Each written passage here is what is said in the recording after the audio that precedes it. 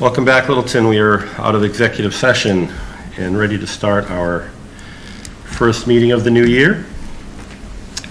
This evening, we will be getting some department updates, a couple lingering license renewals that we have to finish up on, some signatures. And we have a joint meeting with the Finance Committee from 6:35. We'll see how long that takes. But they'll be going over our first look at the capital and operational budgets for FY25 and some of the cuts that had to take place as we try to get to a balanced budget. Let's see, we will have our public input and member updates, and then we will get into Select Board Town Administrator updates.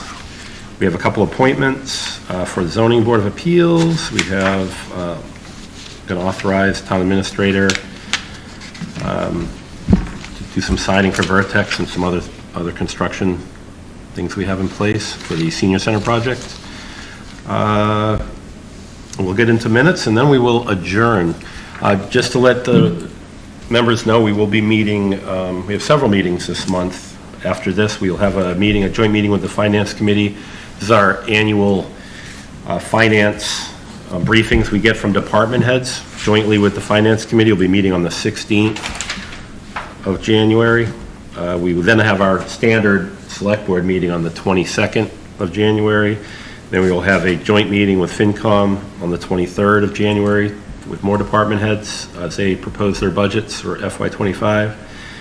And then we will have our final meeting on the 3rd of February, where we meet on Saturday and hopefully come out of there with a balanced budget as we move into FY25. All right, so let's get into the first thing we're going to do is the Pledge of Allegiance, if we may. I pledge allegiance to the flag of the United States of America and to the republic for which it stands, one nation, under God, indivisible, with liberty and justice for all. All right, thank you. All right, read the mail, please. Mr. Chairman, thank you very much. I'd like to start with current openings on the boards and commissions that are appointed by the Select Board. We've got one vacancy on the Clean Lakes Committee, and that would be alternate with a term that would expire in June of 2026. Permanent Municipal Building Committee, 2 members for that, one expiring in 2024, one expiring in 2028. One availability in the Sustainability Committee that will expire in 24. 3 alternate citizen at large members expiring in 2024 for Transportation Advisory Council. In the Zoning Board of Appeals, there are 2 alternate positions, one expiring in 24, one expiring in 2026.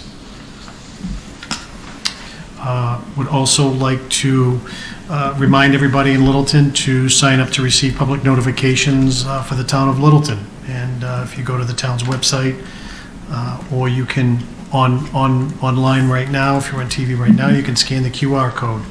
But if not, you can go to www.littletonma.org/subscribe. Also like to make you aware that the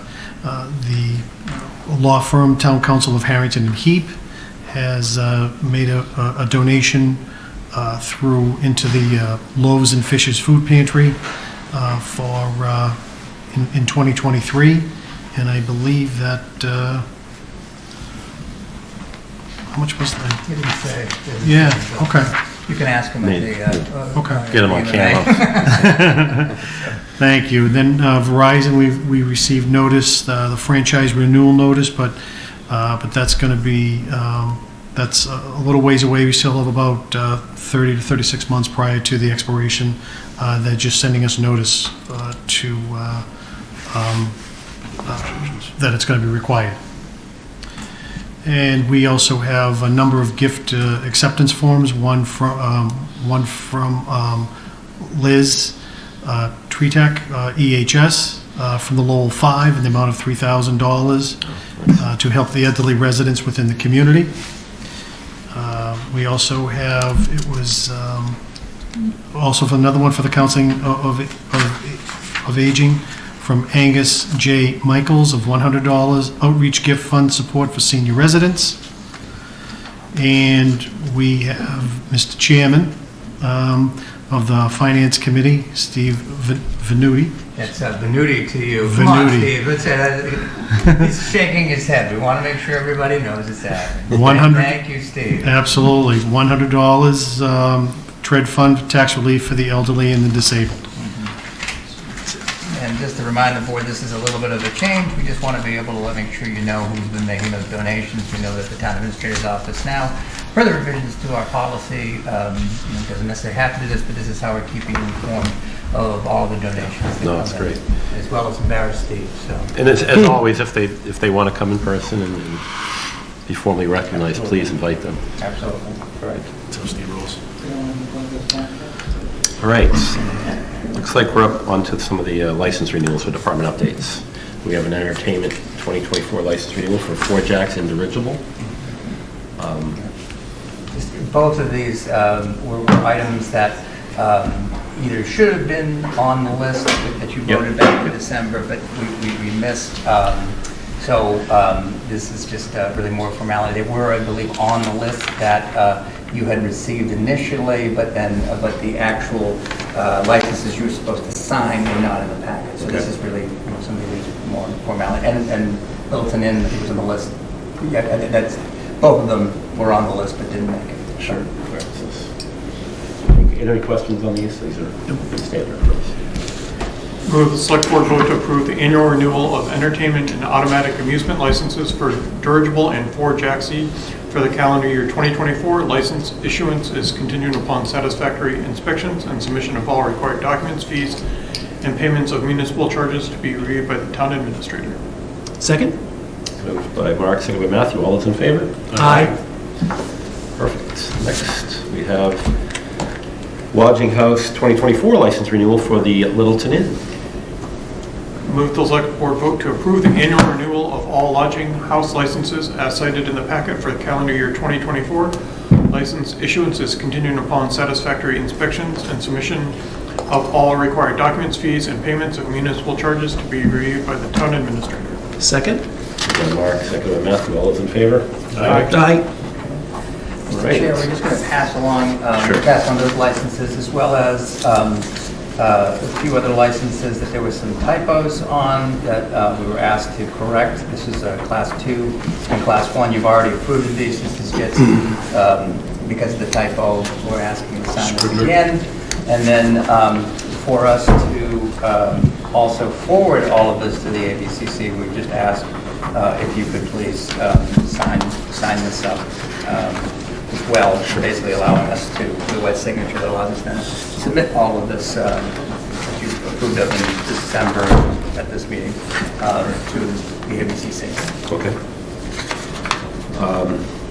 What I'm going to do, we have a few minutes before we get a few more finance committee members here. We're a little bit early, so we're going to jump ahead a little bit. I think let's do some member updates. I think we'll hold the public obviously till the appropriate time, but member updates I think we can do pretty safe. So, Matthew? I just wanted to thank the DPW for doing a great job plowing, as always. I know they often only hear the negatives, so I wanted to just let them know the positives.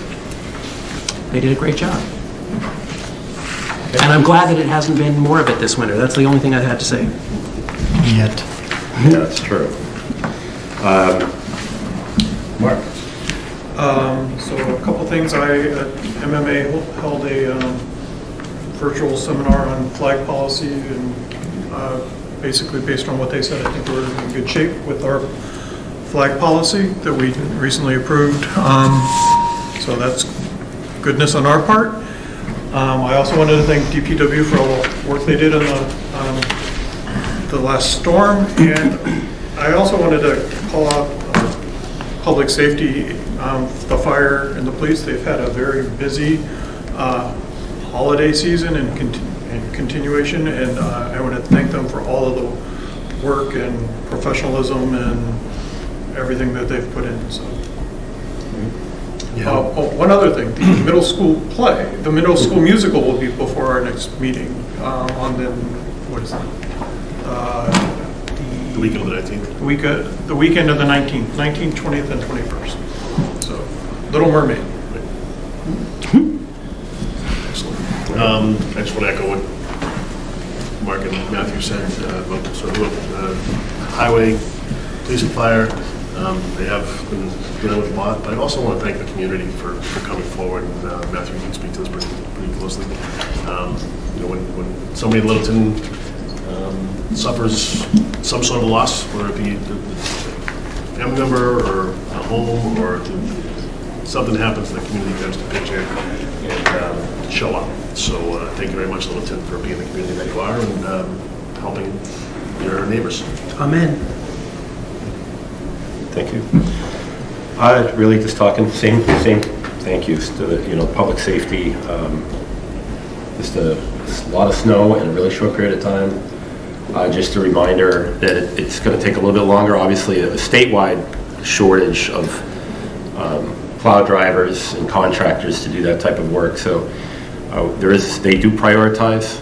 And unfortunately, the sidewalks in some of the side communities are going to take a little bit longer.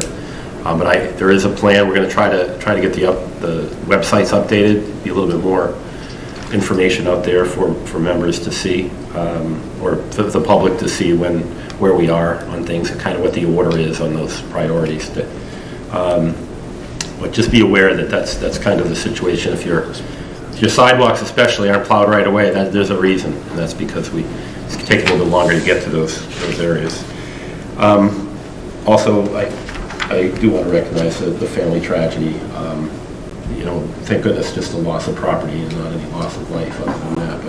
But Littleton has come together. I've seen an enormous amount of support. And for those that know the family, please, it's easy enough to find on Facebook. A lot of the town sites, if you would like to donate and contribute to that family.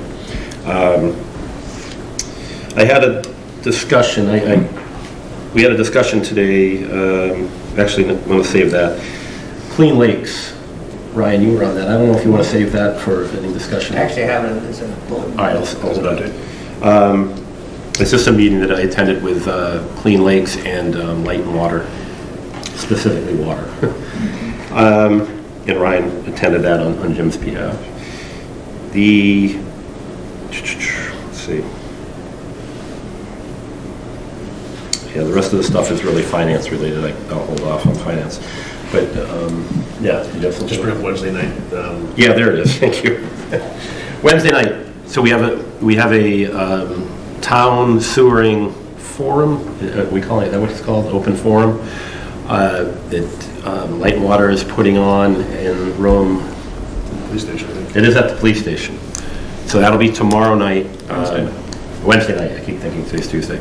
On Wednesday night. So that'll be all things sewer, where we are with the project, and go over some of the capacity that we're dealing with, capacity issues and expansion, things like that. So please, if you're interested in those, in what's going on in Littleton regarding the sewer, please attend that meeting and ask questions and get some answers.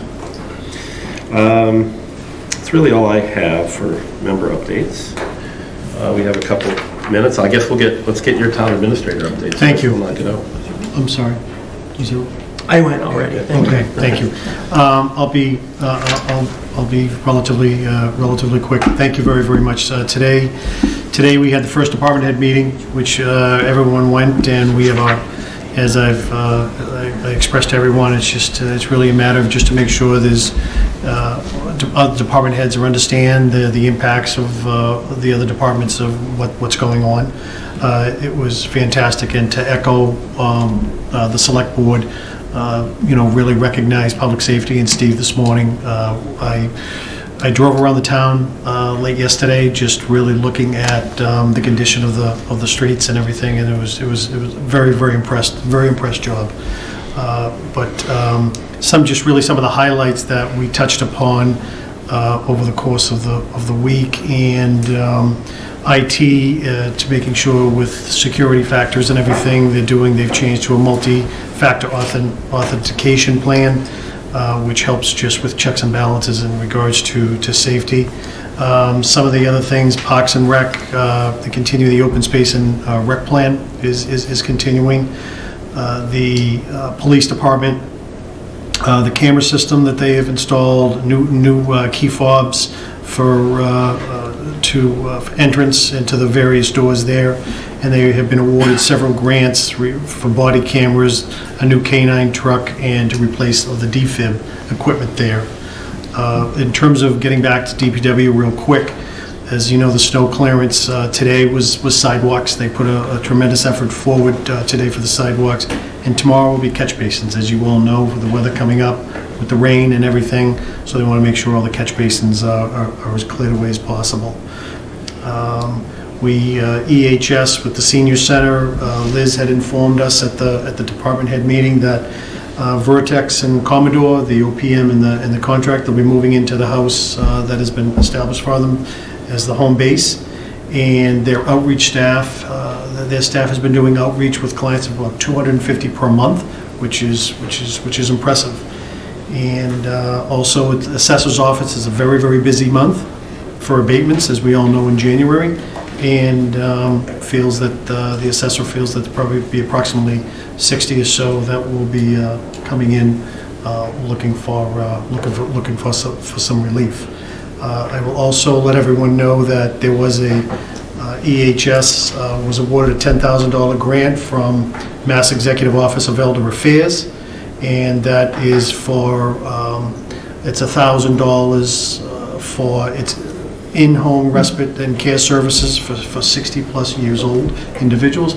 They don't have to be family members in order to be eligible for that. And the process is they will call the staff. There will be some number of questions that the staff will to see to make sure that they be eligible for that. And right now, I believe that six caregivers have been identified. They still have another 4 left to do, and they will move forward with that. And that's about it. Understanding the time restraints, I think that's about it. I actually thought of one other update I have very quickly about the orchard. Yeah. So the orchard working group has met, approved a few changes to the RFI, which we have received back from town council, and we are meeting, I believe, on Wednesday night, the 10th. That meeting should be posted to do the final approval of the RFI, and then we will release it shortly thereafter. Yeah. Fantastic. And just thank you for that.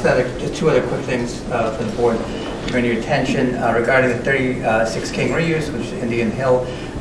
We opened bids, was this last week, for our OPM and design services. We work with the subcommittee and 2 members from the PMBC. We are looking to move forward with both of those contracts.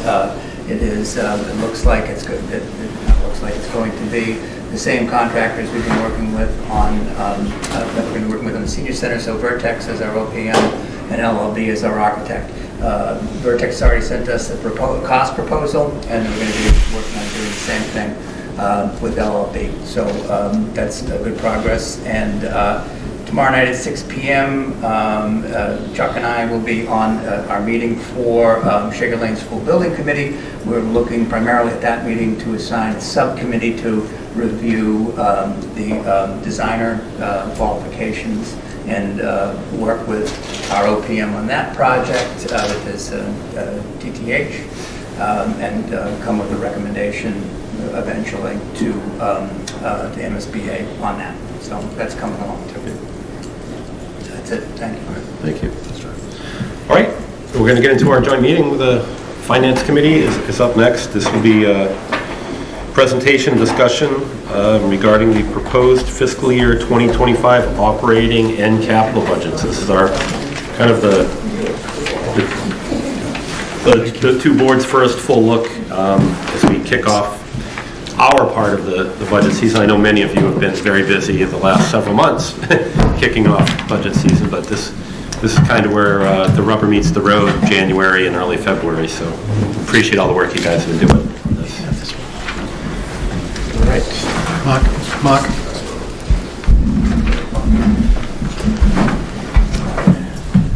Right. So is everybody settling in, and before we start the presentation, I just want to note that to be able to put together the budgets, I actually, Michelle was going back up to my office picking up your binders, so you'll have that, everybody. Just want to say that getting something like this together really is a team effort. I want to make special note of Michelle Reynolds, our town accountant, who because of the weather can't make it tonight. I want to make a note of Kim Kubo, who's been very, very helpful in running the numbers and working with the team on this. And lastly, Robin, who's here with us tonight, Assistant Finance Director, and getting all this together. This doesn't happen in isolation. So I just want to express my sincere thanks to you through getting us to this point. So let's start off with a piece of bad news, because how else can we start it? Some of you may have heard, this is an update on our FY24 budget. Some of you may have heard in the news that the governor is looking at potential what's called 9C cuts. So 9C cuts is a section of mass law that when projected revenue is less than projected spending, the governor has to act to ensure that the budget's balanced.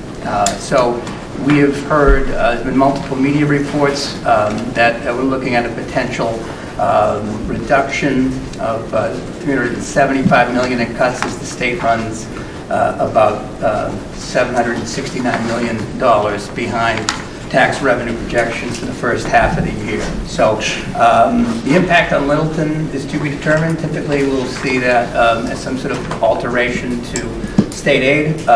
We don't know what that'll be. We've had some initial conversations about ways that we might get through this, but please stay tuned.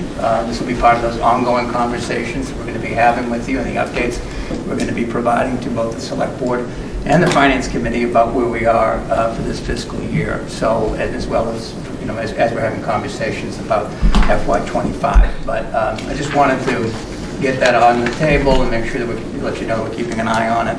I wish I could start off on a better piece of news, but unfortunately, this is what the current revenue situation is looking like at the state. So, and I think we should have a better sense of this in the next couple of weeks in terms of what the specific impacts are to town and what we need to do thereafter. So, okay.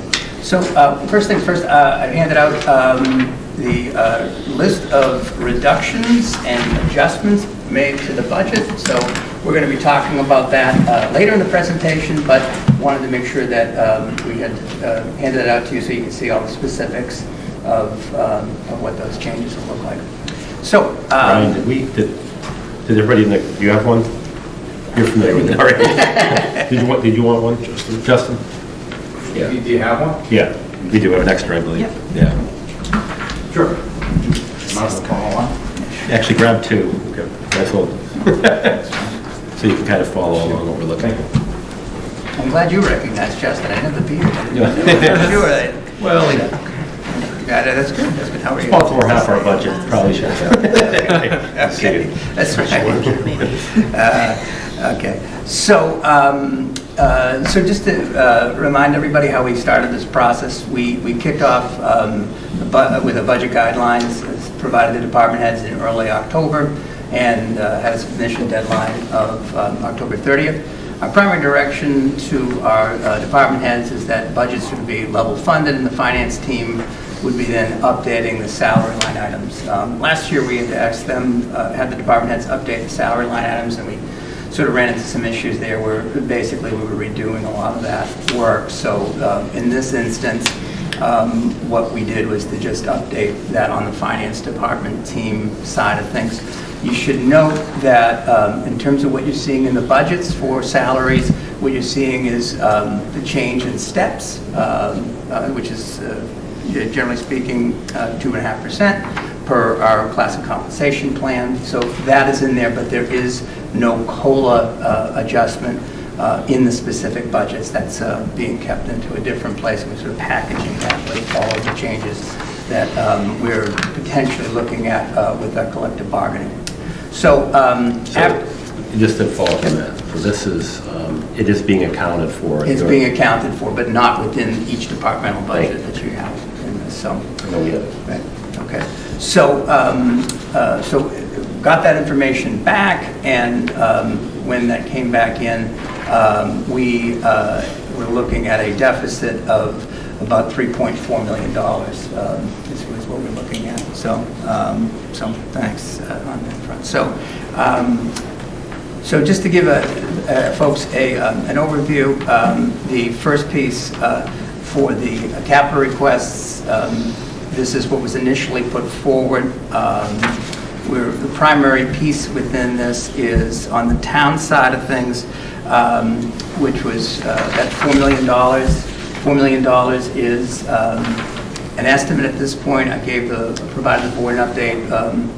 This is specifically for the renovations at 36 King Street or Indian Hill.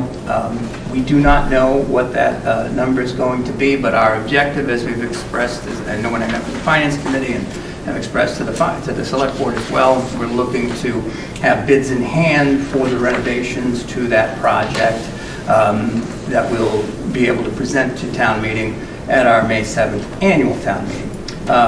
Part of this is also going to be working with PMBC as they work with our OPM and our architect to look at the project, determine if there are any other opportunities for savings or changes to the project scope that meet our overall perspective, which is to make the building comfortable for school administration, which will be on the second floor, and PRCE, which will be in the first floor in the basement. So we do, been working closely with Steve Moore on that. He's aware of it. He's been keeping PMBC updated. And so we're optimistic that what goes out to bid will reflect PMBC's recommendations in terms of scope. So just to keep everybody updated on that item. Sources of funding, CPC, we've got a few projects there. Free cash is roughly about 1.6 million PEG. That is for one of Mark's projects. Cap stabilizations, the $4 million we just talked about for Indian Hill. ARPA funding, we're going to talk a little bit more about that, but we've got one project that we have some extra ARPA money for that we'd like to dedicate that toward. And then $30,000 for perpetual care from cemetery revenue for what I believe is looking at a study to maybe renovate the building at the cemetery. So this is where we started and what the budget looked like in the beginning. And again, just to highlight, we're looking roughly at what began with a $3.4 million deficit. So we certainly had our work cut out for us to then bring that down to zero. So primary factors contributing to the initial deficit. First piece is the sewer betterment assessment. That's about $825,000. Increases in short-term debt associated with the senior center, which is supposed to be breaking ground in March. I believe that's going to be happening and on schedule. But the debt starts to, some of our debt obligations will begin in FY25 when you do count for that.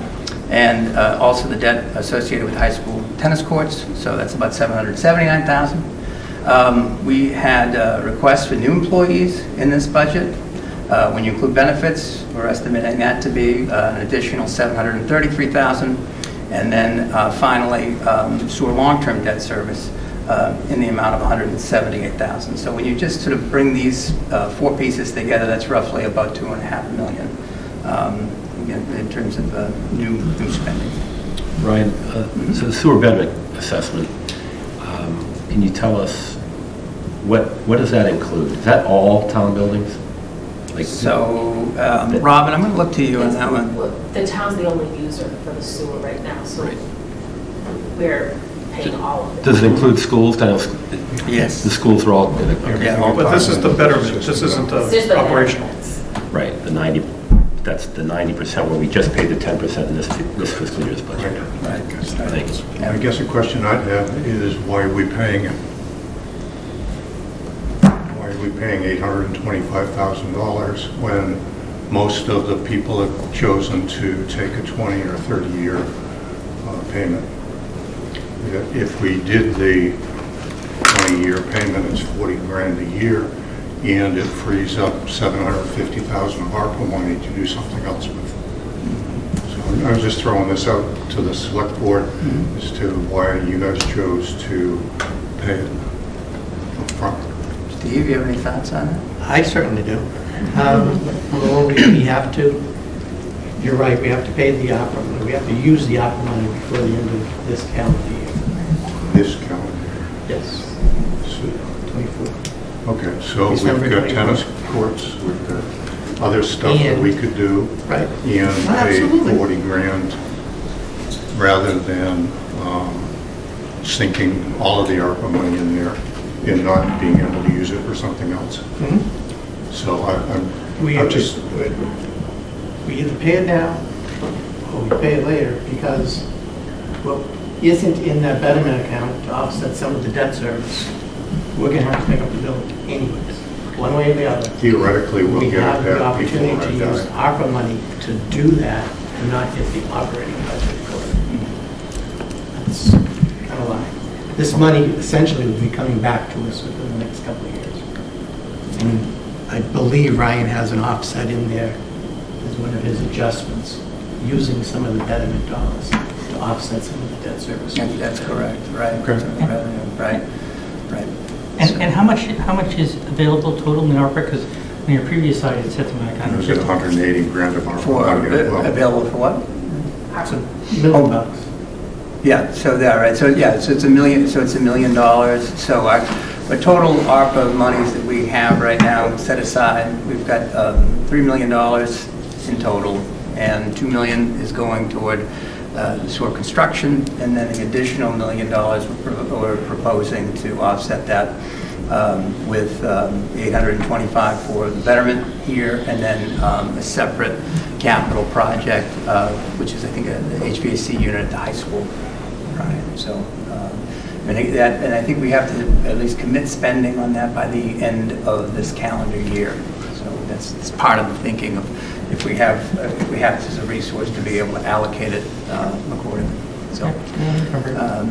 So in terms of the position requests, people are always curious about that. The position request, at least initially, that came through, first thing is three firefighter positions. If you remember back in the annual town meeting, we made a reallocations of funds between some of our overtime to hire one firefighter for one shift. There's 4 shifts at the fire department. This would put an additional firefighter on all 4 of those shifts. Police department is proposing 2 patrol officers. I would note that back in November, we were talking to the chief about coming forward with, or he had a discussion with the school superintendent regarding hiring of a second school resource officer. The chief is not specifically asking for that here. This would be 2 positions that he's proposing here, but not necessarily specifically for the school resource officer, which I understand would be for middle and elementary schools. Current school resource officer, I think, is for the high school. So that's there. Next piece is under conservation. We have an assistant, part-time assistant conservation agent who is working 19 hours and is proposing to move to full-time. So that is something that I've added to the Super Saturday discussion to bring in some members of the Conservation Commission who are interested in seeing that. In HR, they're proposing a part-time administrative support position. This individual would be sort of serving as who could answer some questions for employees about intake and when they're looking to retire. So, but also free up the 2 other full-time members in HR to do other things and do higher level work. Non-benefit applicable. Sure.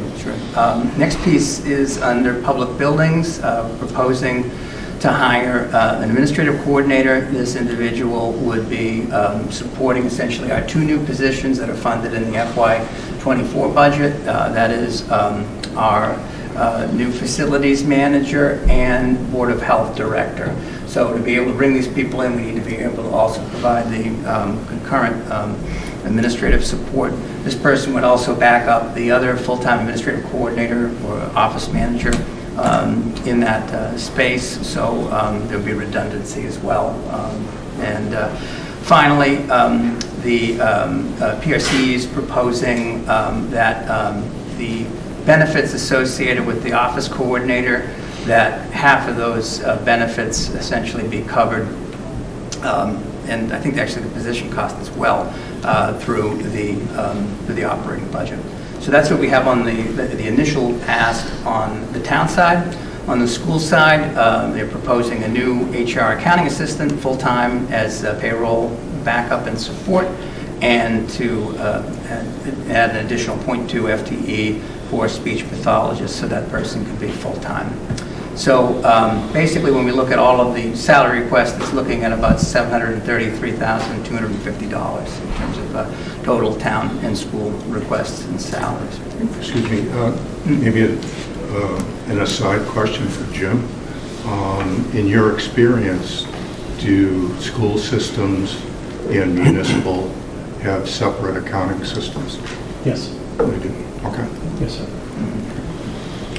And Ryan, just, and maybe this is just jumping ahead, but I noticed that the 3 additional firefighters are counterbalanced by a $100,000 reduction. We'll get to that, reduction Brian. in- Yeah, we'll get to that. All right. Yeah, sure. Thanks. So just to remind everybody about how we sort of start off our budget. So we start off with the prior fiscal year levy limit. We add in 2.5% to that, hence Proposition 2.5. We also add in new growth plus whatever debt exclusions that we have. So I think that is high school, middle school as well. So excluded debt, and then we come up with our total tax levy. Just as a reminder about what new growth is, it's basically the additional tax revenue generated by new construction, renovations, and other increases in the property tax base during a calendar year. It's important to note that value increases by normal market forces and by revaluations is not new growth. So it's really got to be something that is new that we're bringing into the town. If somebody puts on a new 2-bedroom addition to their house, or if we have a new commercial development in town, that is considered new growth. So right now, in terms of our FY25 projection, we're looking at an increase of $655,120. Excluded debt is, just to define this for everybody, that is debt. We talked about the high school and middle school, basically separate votes by the community that's calculated outside of the Proposition 2.5 formula, if you will. So one thing to keep in mind is that with this year, we also, our total excluded debt is about 1.3 million, but we also are putting in as a counter to that, using some of the money from our debt stabilization fund to bring that down to 900,000. So we're trying to find ways to, to reduce our overall burden and using the stabilization funds accordingly. So to sum up, again, we have our total tax levy plus other funds, which is money, free cash, state aid, local receipts, to come up with a total revenue amount of $74,165,732. So in terms of, and that's our operating budget, that's the formula we follow on that side. In terms of what we have to do on the capital side, we have our financial management policy that we appropriate up to 2.5%. Thank you. So I meant to bring this back down sooner, so thank you, Michelle. So the way that formula works is we've got our proposed FY25 operating budget, and then at 2.5%. We also added, or have the possibility of adding additional monies from Section B of our financial policy. So we have added, or the possibility of what you could use is another, basically $790,000. So our total capital budget ceiling, if you will, is $2,327,633. So that is basically how much we would have to spend, but we're not obligated to spend up to that amount. It just gives us a sense, per the policy, as to how much we can spend. So those are our formulas that we have for our operating budget and our capital budget. Once that information, and that's the deficit we had to deal with. So the finance team met with the larger departments and other departments requesting substantial changes in December. We also met with some other boards and committees that came in. I mentioned the Conservation Commission and Parks and Rec also had some representation as well in their discussions. So the charge to our office and the finance team was to recommend adjustments to the departmental budget and review the capital and operating budget. So that eventually came in the form of this binder, which you have before you tonight, and we released the 2025 budget to the Finance Committee and the Select Board on January 2nd. So in sum, what you have is that the free cash, the capital spending, as it relates to free cash, we are spending less than the capital spending ceiling of $2,327,633. It's really based on the amount of items that were asked for in this particular cycle. So I think that number is closer to about 1.6 million. And then the operating budget is balanced. That's what's presented to you today, and that's what we have to, the obligation that we have to meet per Mass General Law. So in terms of where we are, again, our FY25 capital funding request is free cash is at $1,605,436, and our budget is a town expenditure of $74,165,732. So this is something that Steve will probably beat me senseless if I don't remind you all about, which is that if with the balanced budget, any additions that we bring in require commensurate reductions at this time. So Steve, I've said so again, this is where we're at this point. So let's now just kind of go over where we are in terms of the capital projects that we're looking at that are in the proposed budget. We mentioned earlier, Brian, we talked a little bit about ARPA. We have $180,000 set aside for rooftop replacements, HVAC rooftop replacements at the high school.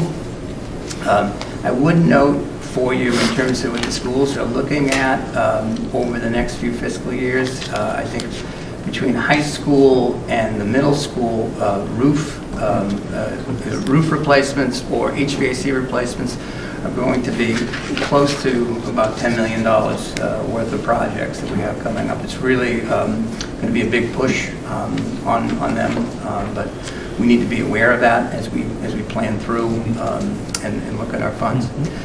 Next item, we talked a little bit about a proposed transfer from capital stabilization of $4 million.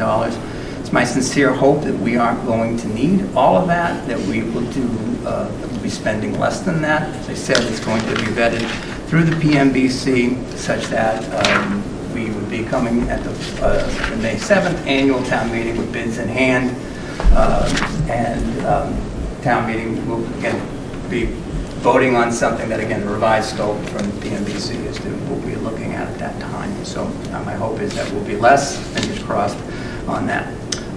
So then we get into the CPC funding. We've got $9,950 on gravestone preservation for the cemetery department. This is something they bring back on a regular basis, so CPC is going to be used to that.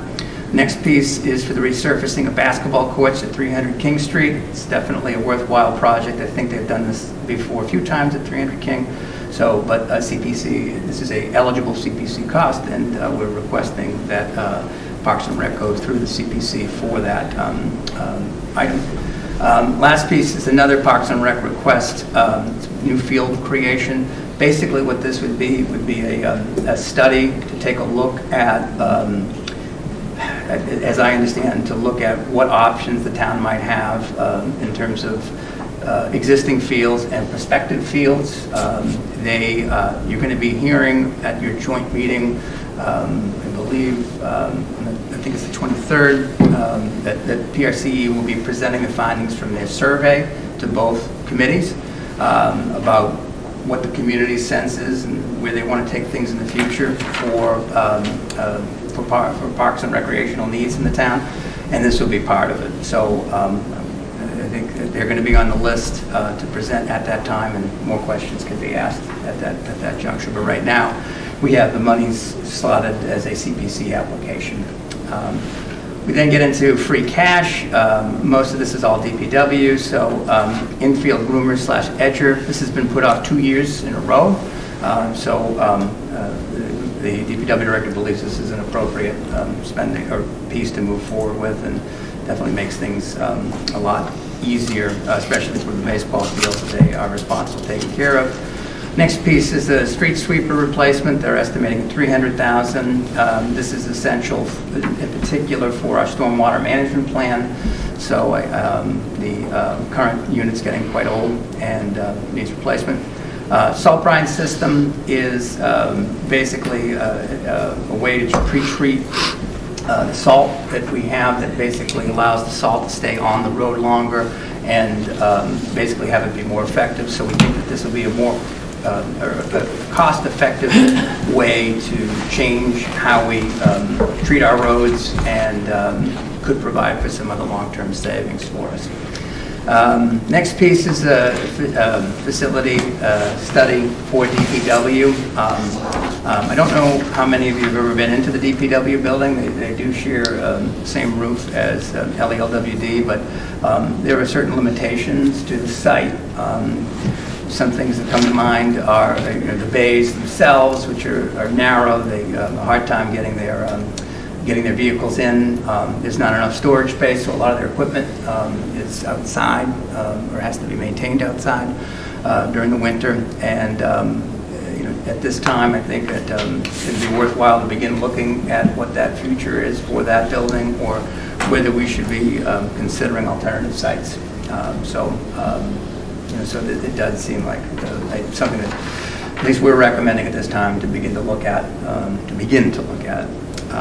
Last item there is the asphalt box replacement. I think the current asphalt box, hot box, is like about 20 years old, and they're looking to replace the existing model. For police, they're proposing 3 cruiser replacements for $200,000. Next item is for emergency medical dispatch. This is a piece of software that will help dispatchers respond as emergencies come up. So instead of them looking at books, they'll be able to get that information right up on their screen, and it feeds right into what they're talking about. On the school side of things, we're looking for an additional $220,000 for rooftop HVAC replacements. This is also at the high school. Next piece is $140,000 for flooring. There's apparently at the high school, there's different areas where moisture is seeping up through the floor, and they need to create a better moisture barrier so that the flooring isn't ruined. So part of this would be to put a new barrier down, replace the existing tiles, and basically start anew on that one. And then the last piece is yet another HVAC unit at the high school auditorium. This is actually supplemental.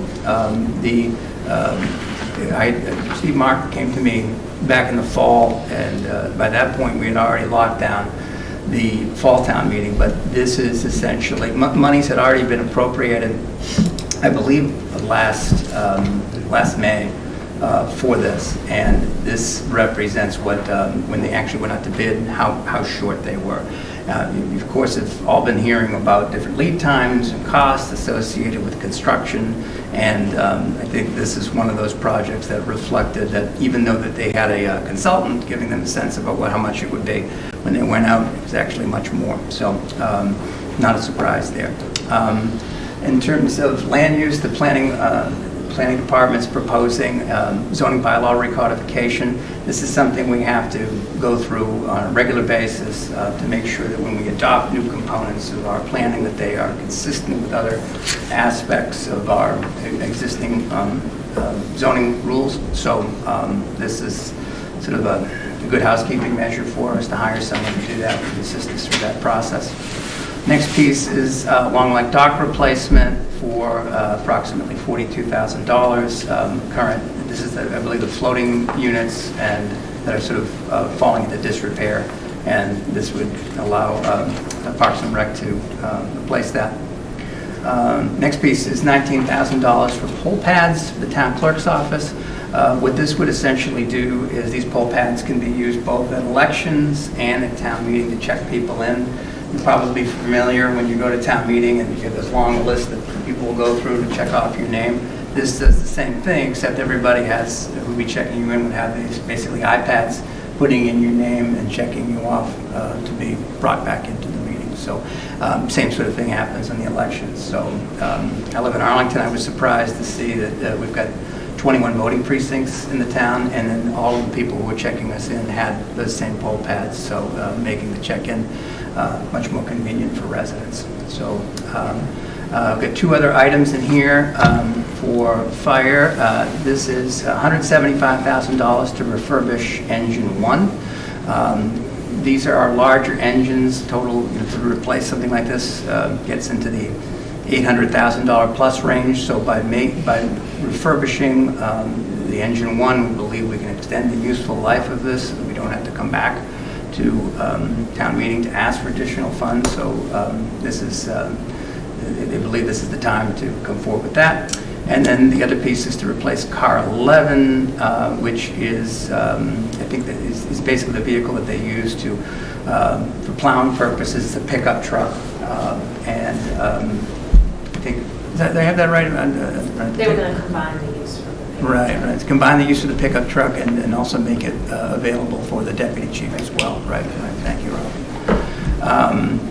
And last couple items here, LCTV, studio production. I believe these are for microphones for PEG, so this would be funded out of the PEG budget. And the last thing is the $30,000 for what I mentioned to you earlier, for administrative building conditions assessment. So this would be managed by the cemetery commission. So we propose to pay for that out of perpetual care. So when you add all that up, we're looking at about $6.2 million, but the lion's share of that is from what we're, again, anticipating for our needs at Indian Hill. So, Could you go back a couple, one more? The first school HVAC, you have replacements for those units from ARPA, but in the budget book it says adjustment, and then you have those same units as 220 on the next page. Well, it's actually not so it's not the same. It's the back. That's the total cost. So I'm taking it from two different places. Okay, gotcha. So it's 400 grand total. Okay, Correct. Right. So we wanted to use the ARPA funds. We had to pick something larger than apply. Thank so you. Yes, no, that makes sense. It's 400,000. Okay. In total. So thank you, Matt. Yes. So again, this is a recap of where that spending is, where we finally sort of had come in on those different pieces, which you talked about before. So this is a question that was asked of the Finance Committee, so I wanted to provide this in terms of an overview of the capital stabilization account. So in fiscal year 24, at the November town meeting, we had transferred town meeting at a special town meeting transferred $4 million into that account, but also had a few other expenditures from that, including $250,000 for the partial contribution to the purchase of an ambulance, $40,000 for a new piece of mowing equipment for highway. This is one of the sidewalk attachments. And then the $400,000 for Indian Hill renovation. As I mentioned to you earlier, we had bids opened just again last week for an OPM and designer services, and that's what that $400,000 will be allocated to. So that again, we can come back to town meeting with bids in hand for what that project will look like. So in FY25, we then show that $4 million being spent on the Indian Hill renovation. Again, I hope that we will not have to spend that entire amount after this is reviewed by PMDC, see what that looks like. And we're also paying down the Indian Hill debt at $675,000 too. That's another piece within this budget that we're taking action on. So I would note that when we get out to FY27, that we are looking at potentially a deficit if we do, in fact, allocate those funds to, we have the high school roof and the Russell Street roof. Those are some of those big $10 million approximately in roof and HVAC replacements that we're looking at. So, my hope is that between hopefully the Indian Hill renovation being less than the amount that's here before you, as well as hopefully some other changes that we can continue to contribute to the capital stabilization fund, that deficit will go away in FY27. But you were asked, that question was asked, and we did want to just provide that update to everybody where we are as of today. And that's not that uncommon to have a negative number a few years out. This is That's right. correct. I've seen this in the past where we've had. It's the roofs at the school buildings that are throwing that off, so that those are big ticket items that are flowing through here. Exactly. And that's what's throwing it off. They're making an assumption 26 and 27 what monies can go in. So you see it's a little bit less, but we're thinking that based on some of the things we've done here, free cash may be taking a hit in the next couple of years. So there's less available to go in. Or we could sell Indian Hill, take the $4 million we were going to spend on it, and put the new roofs on the schools. Okay, so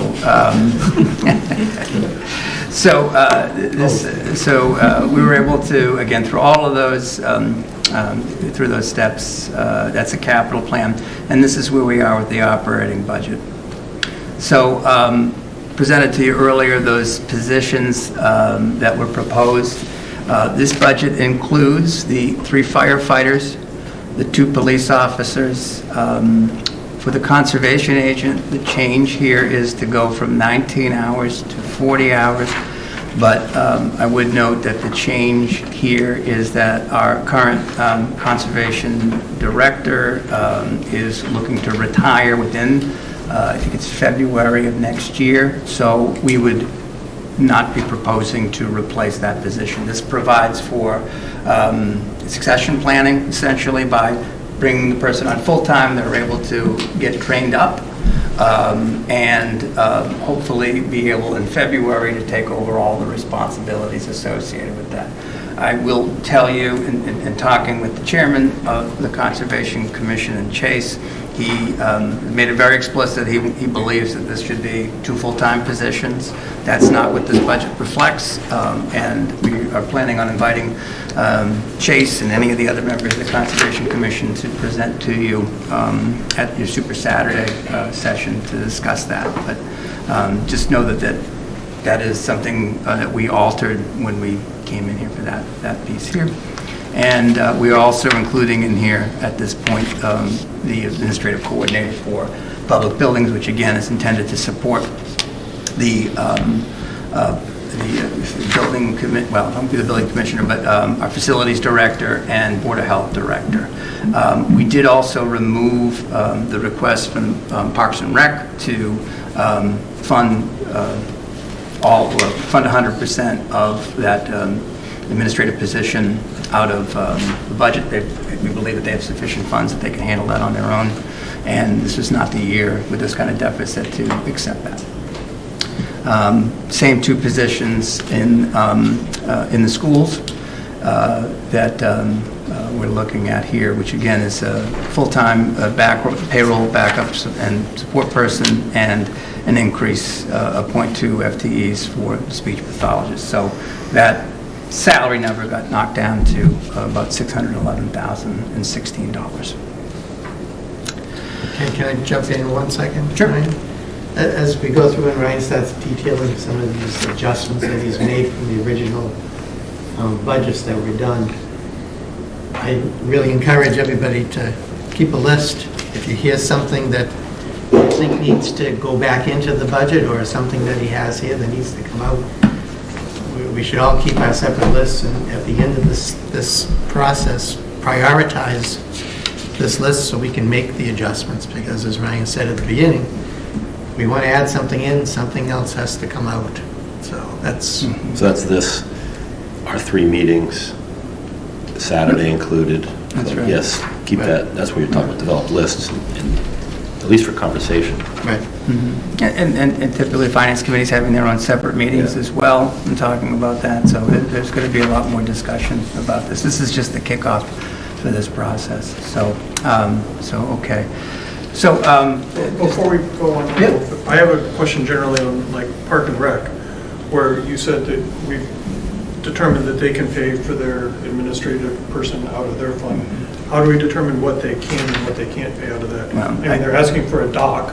How do we know that they can't pay for that out of the, who's vetting those numbers to say what they can and can't? So, pay? Mark, I think that in terms of what the request was to take half of the cost associated with that administrative Right. person and putting it on the operating budget. Right. So that much we can determine to say, you know, that in this case, with this deficit, it wouldn't be appropriate.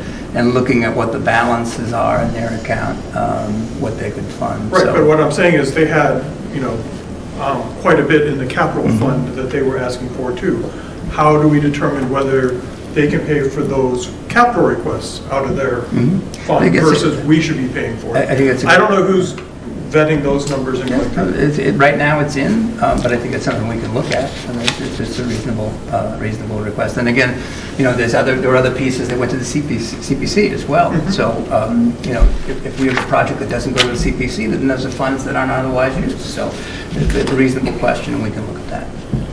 Yeah, So, speaking, so the "we" is your office or The finance committee or? Yeah, everybody, everybody can. But I think that's what you're saying, is we don't see the monies that come in and what they spend them on to know that we say, oh, well, maybe they shouldn't spend them on this, they should be spending it on this instead. Right. Right? Yeah.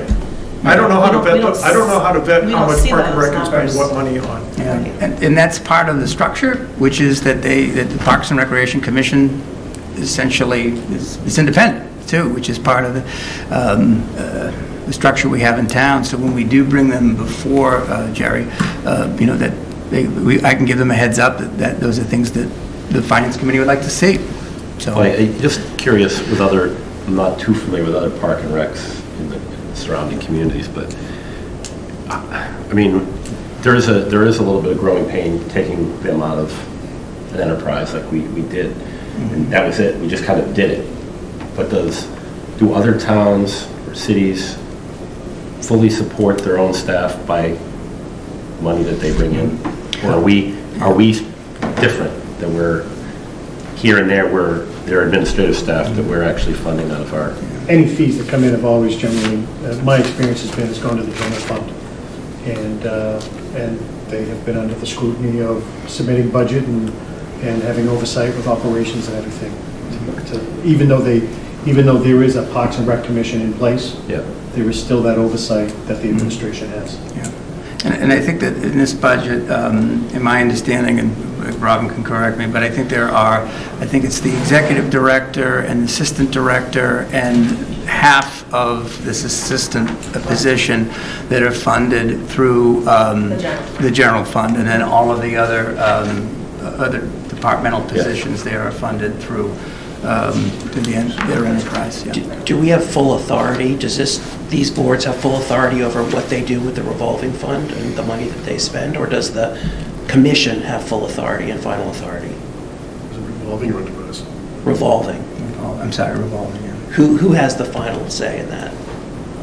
Does anyone I know? imagine the commission. But we don't know. And I believe it's the commission. Okay. So, but, yeah, I believe it's the commission. Yeah, to follow up on that question, I think there is more information we'd like. I mean, I sent Steve a note asking about the money that the partner has charged for beach access. And I said I wanted to know how much we charge people or how much revenue we bring in for the car parking and for the people walking into the beach, which I'll say I find incredibly offensive. And I think it's done for reasons of snobbery rather than anything else.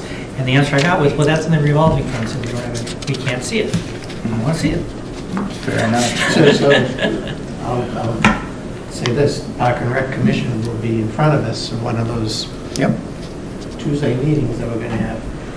These are the types of things, you have questions that you want answers to, they'll be right in front of you. If there are things that you want them to show us, I guess, give me a list or give Ryan Yeah, a list. send both of us the list, then we can forward it to them. We want to see a breakout of all the revolving funds. Okay. And to follow up on Steve's point, same thing goes for any other departmental pieces that you want to see. So if we know that they're coming forward, we're going to be sending out that schedule. I'm going to be going back to my office and sending out that schedule tonight.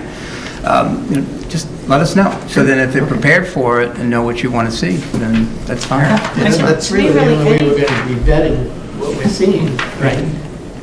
Ryan has made cuts, and you want to know whether they agree with those cuts, whether they think they can live without it. They asked for it. Yeah, there's no way to make an educated decision on something without having all the details, especially when they're competing against other resources. So I don't absolutely have to get them in here just to see. No, agreed. But any department that has their own receipts and spends out of it that doesn't run through this, I would want to see that, because that's how you weigh the need, I guess. Right. As well as to Mark's earlier point, are there other resources that they could then devote to capital projects and things like that? So it's a reasonable question. Thank you. Before, on the capital side, has the 10-year capital plan been updated and reflected in, or we? It's been updated, yeah. Okay. One other thing before we move on. One of the commitments we made during town meeting or at some point was that we would make an extra special effort to flow things through CPC. And I just want to make sure that if someone asks us, did you do it? I want to make sure that we can say, yes, we did. Jerry and I have been in touch with Carolyn through this process, and I just asked Jerry to tell her about those 3 items that we proposed. Okay, excellent, yay. Just like to see us, I'd just like to see us follow through. See our hand signals?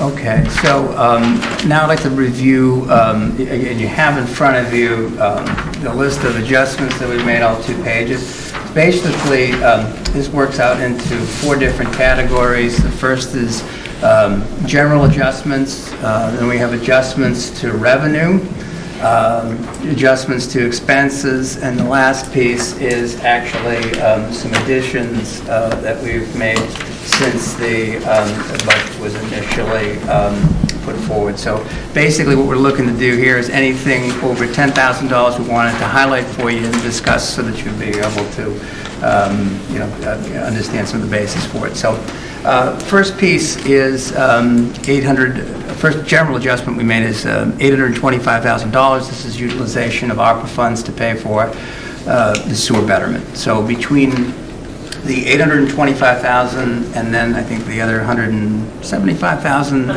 $180,000 that we are putting forward on the rooftop units at the high school.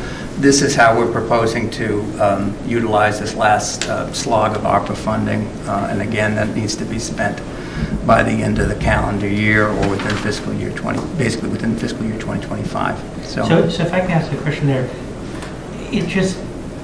it's not, I guess it's not a surprise to us that we had the ballpark $1 million that we needed to spend. And, that basically wipes out, about at least a quarter of the deficit. And so I guess I'm then surprised why we've been saying oh my God, we have this $3 or $4 million deficit, when we knew we had another million hanging out there. I mean, we basically, rang the bell and told the town, oh my God, this deficit is crazy bad, when at least $1 million of it we knew about. I think that makes us look, like idiots, I think. Well, I'd say I would say it a little differently, Brian, which is we want to be transparent about how we're getting to that point. Certainly, we could have looked at that and considered that as part of it. This was part of our conversation. So when we met with the finance team, we talked to Steve about it. We were trying to, we had the initial number in there, but in terms of what we then worked out, that was a part of a team effort to think about different ways that we could come up with this. And we're going to talk a little bit more about other things that we came up with. So I don't think it's disingenuous. It's really trying to show you that there's a process that goes on here. And it really, I made the effort to thank the team for this in the beginning, but really it is a team effort to come up with different thoughts and ways in which we can reduce that number down. So if anything, I think we're just trying to be transparent about it and show you what those changes are and adjustments are. Certainly, we could have put it in the beginning, but in the beginning, really, it's more of almost, it's just a reporting mechanism where we're taking everything in, throwing it up against the wall, and showing what we then have to do. What we're showing you tonight is how then, piece by piece, how we came back to sort of put Humpty Dumpty back together, if you will. So. But to what Fred's point earlier was, this 825 is really 50 grand a year for the next 20 years if we financed it, right? So it's not really that we're short 825. We could be short 50, right? We could come up with another thing we're spending this ARPA money on, whether it's replacing the other HVAC units, and just suck up the 50 grand for the next 20 years, right? And that could potentially save our capital stabilization fund to push it out a few more years and things like that. So it would be good to understand the financial side of that. No, that was the only reason I threw it up there, is that it is a choice. And if this is the best choice for the town, we should spend it. So But if it isn't, What's the percentage? If you look at the rounds list, 3 items down, principal, debt, $200,000 reduction. That's the betterment coming back to the town, reducing our debt service. We can't bring all 825 back this one year. It has to last. This is the piece of the puzzle that so we give it to has the sewer spread out. department and they give Giving it back to us. So why the hell do we give it to them in the first place? Because we have to. State mandate for betterment has to be calculated for everybody the same. Yeah. Yeah, Right. for 30 years. Well, right, So no, we'll give the them- amount we'll give them is the 50 And they same. give us back 10. Okay. We should at least have the discussion. I think we are. Understand. Yeah. And I think, Fred, in the interest of time, I mean, this is great. We're starting to highlight what some of those things are. This is the kickoff process to just introduce this, and certainly that's something we can talk about. But, so, again, this is... And we only saw this list 25. Yeah, no, exactly. No, that's fine. That's why you get It's fine. these off-the-wall Absolutely. questions. It's not off the wall at all. It's No, noted, because I wrote it down, now it's something. It's very productive to be able to think about the things that we look at here and the choices that were made that, are, choices made by the finance team, but isn't necessarily where we're going to end up in the end. That's a collaborative process between the finance committee and the select board. So it's great. This is how the process should work. At So, that town meeting, at the time of town meeting, to Couple Brothers' point that was, $1 million that was for ARPA was originally supposed to be there for the senior center. I mean, was the thought process the entire time, was, okay, we're not certain what the senior center is going to come in at. We've only done this much in borrowing authorization. What ifs? Can we use that $1 million to bring down the cost of it? Ryan came up with this $825 to pay the betterment piece. When he ran it past me, and I was still involved at the time, I thought it was a great idea that he came up with this to spend the ARPA money because we had to. We couldn't really use it for the senior center anymore because we had to spend it by We the had end to of spend this it. year. So that was the shift. basically, That put us right. into this bucket. Right, so big picture, senior center, guaranteed maximum price is about 18.5 million, a little bit less than that. So where those bids had come in, you know, to Steve's point, thank you for bringing that back up, Steve, is that we had in the back of our minds that additional million if we needed it.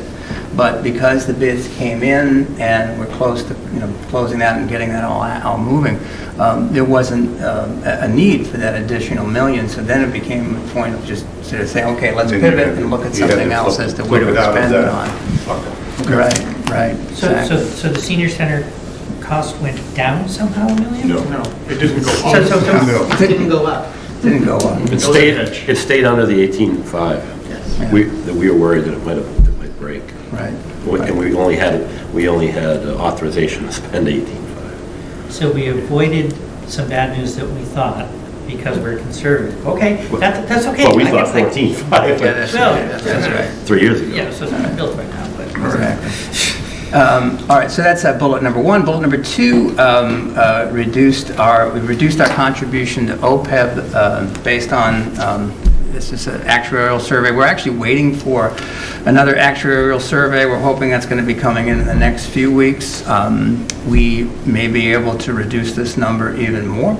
So this doesn't mean that we're not making our baseline contribution to stay on schedule for OPEB. These are additional funds that we are putting toward OPEB based upon our conservative budgeting. And so the initial take had it at a higher amount, and we believe that we can reduce it. And it may be based upon, again, where this next actuarial survey comes in, which, again, next few weeks, may be another place or a point of flexibility in the budget as we move forward to look at that again. We've been knowingly overpaying OPEB for years to save us See money this going reduction. Yep. down the road. And that's, Now, if this is a one-off, I mean, and that's put us in really good stead financially. So this is a bit of a shift from what we've been doing and have shown that, I mean, financially, the right thing to do for the town long-term. Right. So is this an ongoing shift, which is going to put us not as well off as we would have been if we kept funding Well, meeting the liability, overfunding? meeting the liability is the important thing. A lot of towns aren't meeting the liability. No, I understand that, but that's the real value, money. That's value. is real money. actuarial study that's being done Right. is, we switched it a couple of years ago. I think it was maybe my last year as treasurer, this first time around. We switched it as a closed schedule. So by 2034, 2035, we will be fully funded and open. Yeah. That was the goal. At what level? At the actuarial level or at the accelerated level that we were paying? Accelerated. The accelerated level got us to the point where we can meet that 2035 number. If not, it would have been, Right, but do we meet the 2035 date if we only pay the actuarial level between now and 2035, or does it go up to 2050 because we only pay the actuarial? Or do we have to pay more each year to keep us on the 2035 track? so in the budget, I can speak to what's in the budget. This number that it was reduced to this 1,119,000, right, is what the last valuation study said we needed to contribute Right. to stay on schedule, To stay on the 2035 schedule. plus additional monies as extra contributions.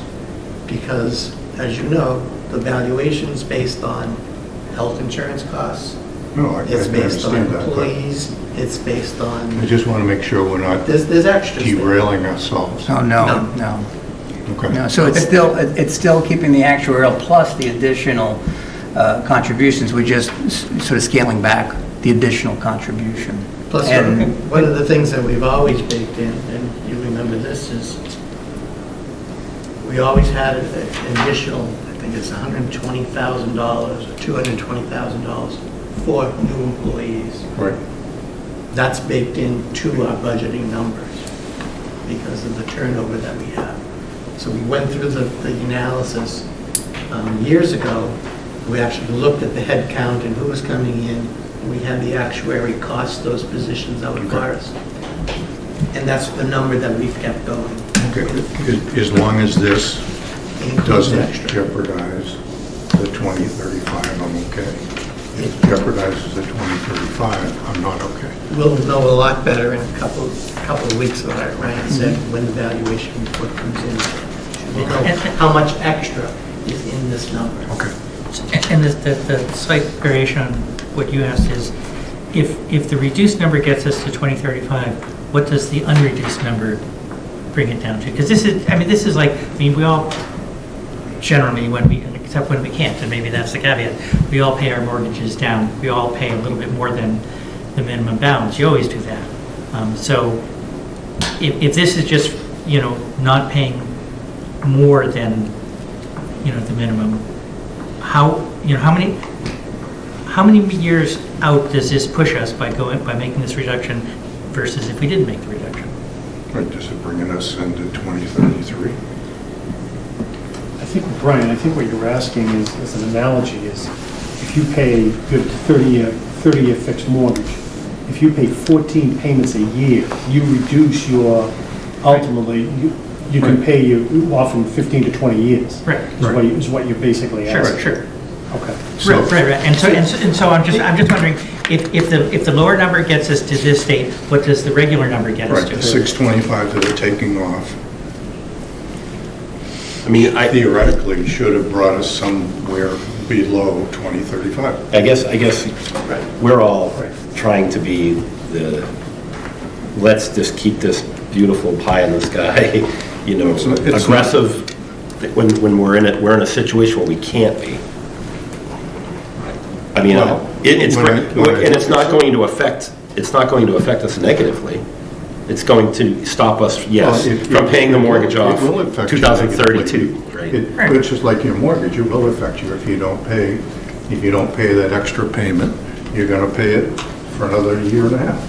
So, but are you always expected to be in great financial times? That's what I mean. We're in a situation where I understand, believe me. I don't see a whole lot of cuts here, to be perfectly blunt about it. Okay. No, and There's a bunch of revenue increases. Yeah. And there's a bunch of cuts that will impact free cash. So you're saying you'd rather do that, potentially? Which is going to impact your capital plan in 2 years, which is already under stress. I just want everybody to understand what this list will do. So I agree with the revenue piece that you're bringing up. But to get back to this OPEB number, to Brian's point, we'll know better when the valuation report comes in. Mm-hmm. We're always going to pay extra because the variable of these reports, from one report to the next, is so great. Last year, the stock market was down 20%. This year, it's up 20%. That all comes into factor with the trust that we have set up, what returns we're getting. This valuation report is as of June 30th, so it's not picking up a lot of these gains in the stock market. So I think we're going to see increased numbers from the last valuation report that we did, but I think it'll still be below what this number says we need to do. Okay, but just in terms of having asked the questions. But one of the reasons why we instituted this years ago, we did it with OPEB, we do it with pension, we're still doing it with pension, is that at some point in time, we're going to be close to that fully funded level, where we can realize some of these savings. Right. So we've done this along with the previous years, Right. so we can see this reduction. And we're going to see the benefit of pension in a couple more years. As long as you can convince me we aren't jeopardizing that future. As of right now, with I can this. say, no, we're not. Okay. I'll know better in a couple of weeks when we see Okay, that then valuation. I'd like to see those numbers. Right, Thank you. and when those numbers come in, I would like to see the 2 dates. So just, okay. Yep. Okay. The third bullet here is we talked about a little bit earlier. This is a decision to utilize the monies we've collected from betterment fees from all of the members of our entire sewer area, and applying some component of that revenue that we've taken in already to apply it against the betterment assessment to offset our debt service. So you skipped one. You skipped chapter 70, one of my favorite subjects. Chapter 7. On this sheet. Oh, I'm sorry. I thought you were about So That's in a different categories. It's a different bucket. Yeah. Sorry. Different Yeah, yeah, Thanks, guys. No, different categories. You'll hear it. So. I'm sorry. We're jumping the gun. Okay. We're paying attention. That's good. That's good. Better than the alternative. So if anybody's falling asleep, I haven't heard any thuds yet. So it's a long piece, I understand. So next change for general adjustments is a $200,000 reduction to our fiscal policy reserve. So per our fiscal policies, our minimum contribution here should be $260,000. This was originally $500,000, and we're reducing it to $300,000. So it's sort of similar to that, thinking of the OPEB, like putting more money aside in the reserve, but this is still meeting our goal and exceeding it by $40,000, but scaling it back a little bit. So that keeps the auditors happy. It does. As we're within the... It does, yeah. The next piece is $171,500 reduction to offset library debt service. So this is actually a good news story. The library that we're sitting in now, the building was built primarily through COVID, and the state just this past fall had issued a $750,000 grant to offset some of the escalating costs associated with the project. The project is now complete. We checked in with the library director as well as the trustees to determine how they wanted to spend this, and our recommendation for this was that we now have debt service associated with this building, and so what we're proposing is a 4-year plan to spend down that $780,000 to kind of get through some peak shaving on our debt, and this was a way to get at it. So this is going to be baked into the rest of the next 3 years beyond FY25, but as a way that we can cut down our costs. We didn't want to do this all at one time because that would create an artificial spike. So instead, we're balancing this out over 4 years. So That sounds great. yeah. All right. Good. So now let's talk a little bit about revenue adjustments.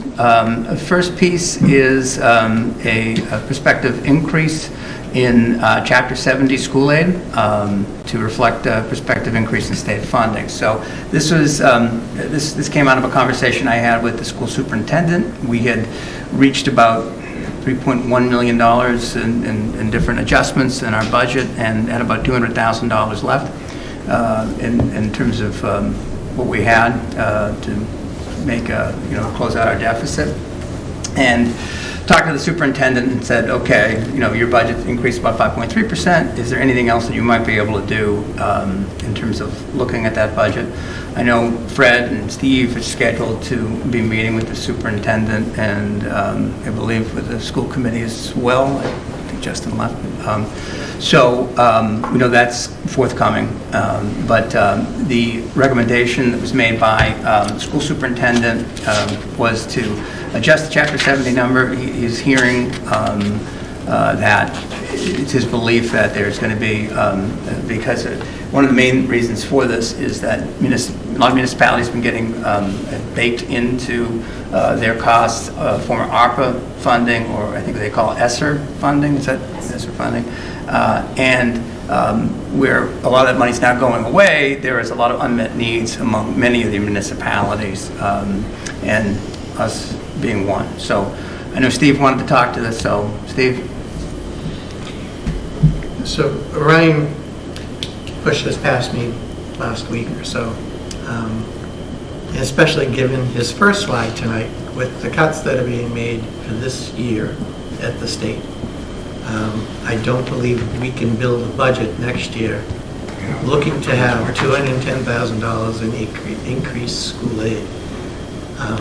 There was already an increase. We had a 1% cherry sheet adjustment 1% cherry sheet in there, there. which was on an inflated cherry sheet number from last year because the schools got in chapter 70. It was based on the actuals, so 1% off the actuals.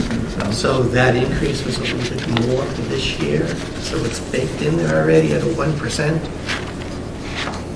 One of the other things that Ryan didn't have on that first slide is the state has also cut their revenue forecast that they're building the budget on for FY25 by $200 million. I don't think they're going to be giving Chapter 70 Extra money. extra money out there. Because we just had the fourth month in a row where statewide tax collections were down. Right.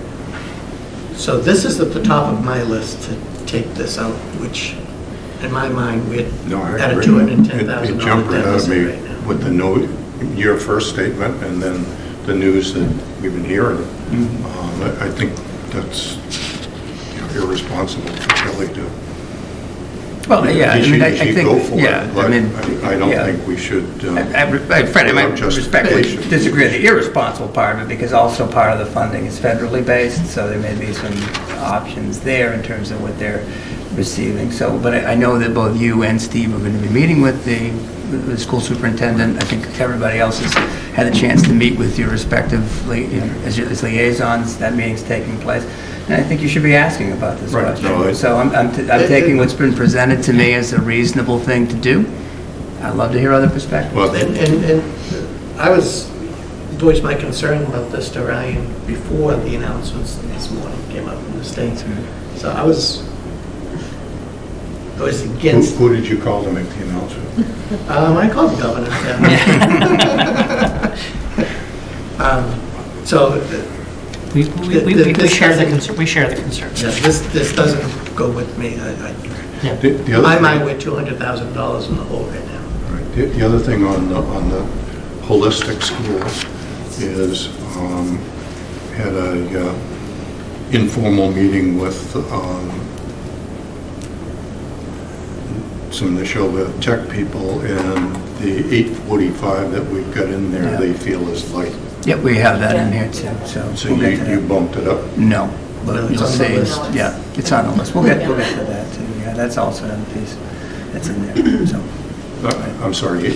We have it, so at the end, there'd be other variables that we need to address, that's one of them, Fred, so. Okay, but it's not in. No, no. Okay, so. Remember, they haven't released anything No, yet I know for that, us, so, but- sort of base it on, No, a number. I understand that. It was but actually. It's not going to be less than the 845. It's Yeah, more- and I most think that likely was in gonna at be- about 8.25% increase for that item anyway. So I think really the Yeah. increase there, which again, we'll talk about later, but I think it's primarily based on number of students that are coming in. So, Okay. Okay. So the next set of items here are really changes in revenue based upon us looking back over the last, say, 6 years and revenue trends and the belief that we can make some adjustments there. So we've got, roughly speaking, $115,000 in investment income, $100,000 on motor vehicle excise taxes. Let's see here. $100,000 in room tax, $50,000 in meals tax, $50,000 in payments in lieu of taxes, $50,000 in building permits, and another $50,000 on Medicaid reimbursement. So just to give you a sense, this is what our local receipts look like. So when we looked at the average of, 3-year average of fiscal year 21 and 23, our actual receipts are about 25% more than what we're estimating within the FY25 local receipt projection. So we think that we can accept a little bit more risk here to present to you a balanced budget. So we're looking now at our local receipts increasing to about 4.4 million here. So It is an increase, but we think it's responsible based upon prior fiscal year trends. So, That piece, raising those receipts, I'm comfortable that we have the money in order to do that. But everybody just be aware that this is the biggest generator of free cash that we have. Absolutely. This town and every other town is very conservative on their local receipt budgeting. That's just good budgeting, basically. You're not spending everything that's on the table that you have. In order for us to continue with that funding plan for capital that you saw was 3 years down the road, $1 million in the hole. The biggest source of that funding is free cash. So by taking this $600,000 in receipts, putting it into the budget as an operating piece Which is is going going to grow. to reduce free cash and going to strain the budget because where it goes in the budget compounds more than what local receipts is going to compound. So I know we had to do it in order to balance this budget, and Ryan needed to find something, and he found it here. Like I said, the money's there. We should just all know the consequences down the road as to what's going to happen. Right, I have the same concern. I feel like we're doing all of the belt tightening. You know, we're grabbing every penny of possible extra revenue and, you know, cutting our contributions every place we can. And once you've tightened the belt all the way, there's, you know, it's a very fragile position. So I'd be more comfortable, I mean, because you said 500,000, I added up to more like 615, but I'd be more comfortable with reducing those numbers and trying to find some more cuts, try to find another couple 100,000 cuts. I haven't said that, I don't know where, but it's just, I think this is painting us into a corner. I think you gotta be looking at the school budget. I just think we're sitting here with this deficit that we're struggling with all these numbers. I think there's a portion of our budget, which is the school budget, that is not suffering to this capacity even Hasn't been remotely. touched. It's actually in a surplus, which I think we really have to look at that budget this year and work with them to try to help us on this end. We are doing it. I know you've been meeting with them, and I'm meeting with the chairman of the school committee tomorrow as well. So there's so much I don't know about the school budget, and I feel like it's on purpose. That it's not being shared appropriately with us, and I want to really get smart on the school budget because it is such a huge part of our financial health, if you will. Right. I'm not talking about affecting teachers or schools or budget cuts on things like that. We're not remotely there on a school level yet. I think where we play ultra conservative, and we're talking about being conservative, but not quite as much this year. I don't think that's hit all. I don't think it's hit there yet.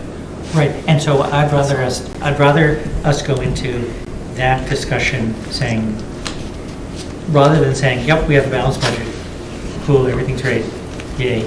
I'd rather us go into that budget discussion saying, we're not so sure, we still think there may need to be a couple 100,000, 400,000 in more cuts. Work with us. I'd rather that mentality. Yeah. I think what we're seeing tonight, going through this, is just how different this year is from the other years that we've seen.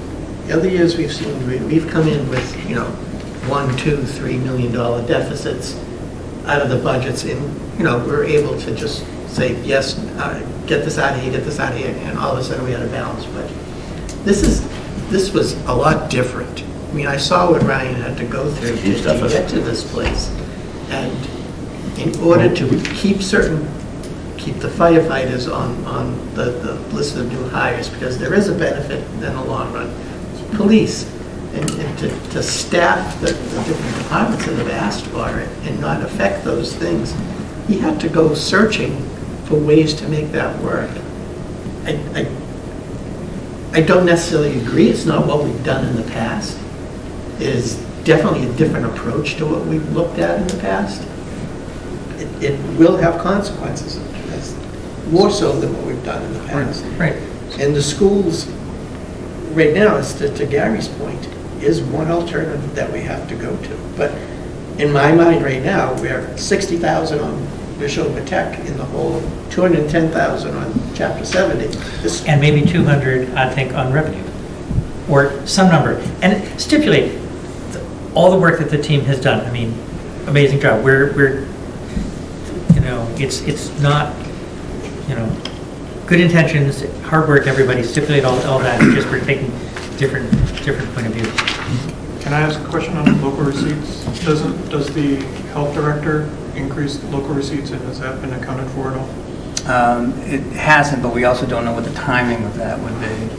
So remember, we still have Neshoba involved with this. We don't know when the timing will be, so there is no assumption of revenue at this time. So, yeah. Local receipts, because, you saw from the chart that Ryan had up there, local receipts is, in total, is fairly consistent, but the components of it, just think of the building permits in the year that the point came in. It's a huge benefit for the town. It went to free cash because you can't budget for that. We're going to see it in another 3 to 5 years when 550 King is developed. Those building permits are going to be huge. Can we bake it into this level right now? Absolutely not. Motor vehicle excise. Just think your excise tax bill depreciates. Your car depreciates every year. Your excise tax bill goes down the first 5 years you own the car. The only time it goes up for the town is when somebody buys a new car. Or Amazon moves in. Or Amazon moves in. Or Amazon moves in. But that's how, it's gone up in this current year here, because people have bought new cars coming out of COVID, basically. But during the COVID years, those 2 years, nothing happened. Yeah. So it's probably a spike this year. Right. Road tax, meal tax, all that. Yeah, just think of what happened with room tax. Nothing. Meals tax, nothing those couple of years there. It's starting to build back up now. That's right. Yeah, there is a lot of validity to it. So if I can move on, so the next category is changes in operating expenses over $10,000 I want to highlight for you. First piece is about $154,000 reduction. We looked at the building inspector wages, and basically we were overfunding for our alternate inspectors, and we think we could really reduce that down. So that's one change. Next piece is we removed the finance director salary from the FY25 budget. It's about $116,000. Next piece is that with the increase of the 3 positions in the fire department, we took a corresponding but not equal reduction in overtime. The decision to put the 3 firefighters in this budget is something that we took a lot of time and consideration about. If you remember, we've been putting in SAFER grant applications for a number of years, trying to get this through, but to no avail. I think they're going to be looked too favorably on a AAA bond rated community as an entity that can't afford this. So the 2 primary reasons that I think it's appropriate for us to be considering now is where we've seen the overtime costs at the fire department. We need to sort of bring that under control, and I think having essentially four new staff members on these shifts will help us do that. Next concern I have is burnout of the actual staff themselves and what that means. These folks, they're our public safety team, and if we're continuing to call them back on shifts that that they're either too tired for, I think that it creates its own issues, as well as the fact that it is the interim chief's strong belief that having that additional firefighter allows us better quality control on those shifts and what we can, and the services we can provide to residents. So he's going to speak to that when he comes to make his presentation on Super Saturday, but it is not something that we take lightly to add this much staff onto the budget, especially with this kind of deficit, but it's, we are trying to make another adjustment on the overtime. I want to ask about that, actually, about the overtime. So I want to know how you modeled that reduction, because looking back at the 2 years we have actuals, as a percentage of the firefighter EMT wages, overtime was 45% in 22 and 38% in 23 of the total wages. In other words, and that wasn't to mention call-out wages in 23, which was another $100,000. So it's probably closer to 50%. But you have 14% budgeted for 25, and I'm just wondering, how can 3 firefighters reduce the overtime from 50% of the total to 14? I'm going to turn that over to Rob. I didn't calculate it, but Kim went through the calculations. Who's really familiar with fire payroll, and you're paying something quite a bit of money to overtime, time and a half. So, yeah, and she had modeled it out with what it would look like with the 4 shifts. So we did carefully consider this and then go through it with the fire chief. She was in that hot seat. She knew exactly how to Okay, I mean, I know that as well, it's a certain amount of, they see that, I know the firefighters see that as an income stream, and that they want to do the overtime because it pays so well. So it's not just the call-out wages, but it's sometimes a choice that they make. Right. So are we sure that that's going to fly and that they're not going to continue to? That's a cheap question. Okay, all right, fair enough. And I think that gets into a management rights question, which is that, and it also comes into a structural question, which is, are we, with having to do these mandatory callbacks, is that the most efficient way to run the fire department, which the chief will speak to, as well as is it the safest way for us to look after our residents? And that's really where those 2 primary concerns that I have coming into it. So I also believe that there can be avoided costs here, because one of the things the chief said, that you just have certain firefighters that are being called back on a regular basis, and yes, to some extent they've gotten maybe used to some of that additional income, but if at the same time, that's not the question I think we should be asking. The question is, what's the best way to run the department? Agreed, okay. Optimal way to do Sure. it. And that's what I'm thinking here in this. One other point about that. When I spoke with the department, I mean, the case for the 3 additional headcount seemed very, very compelling to me. But one of the things that the chief mentioned also was that the reduction in overtime is going to be a lagging indicator, in that a firefighter comes on board, they need to be certified, they need to go through training. Training can take up to 6 months before they can be that person, on the truck. So the 100,000, it might be 100,000 you might see that level of reduction in 6 months, but we won't see that right away. So I'm just, without seeing how that number was calculated. I can get it. I'll get the calculation and show it. We ran the scenarios through. We did carefully consider it.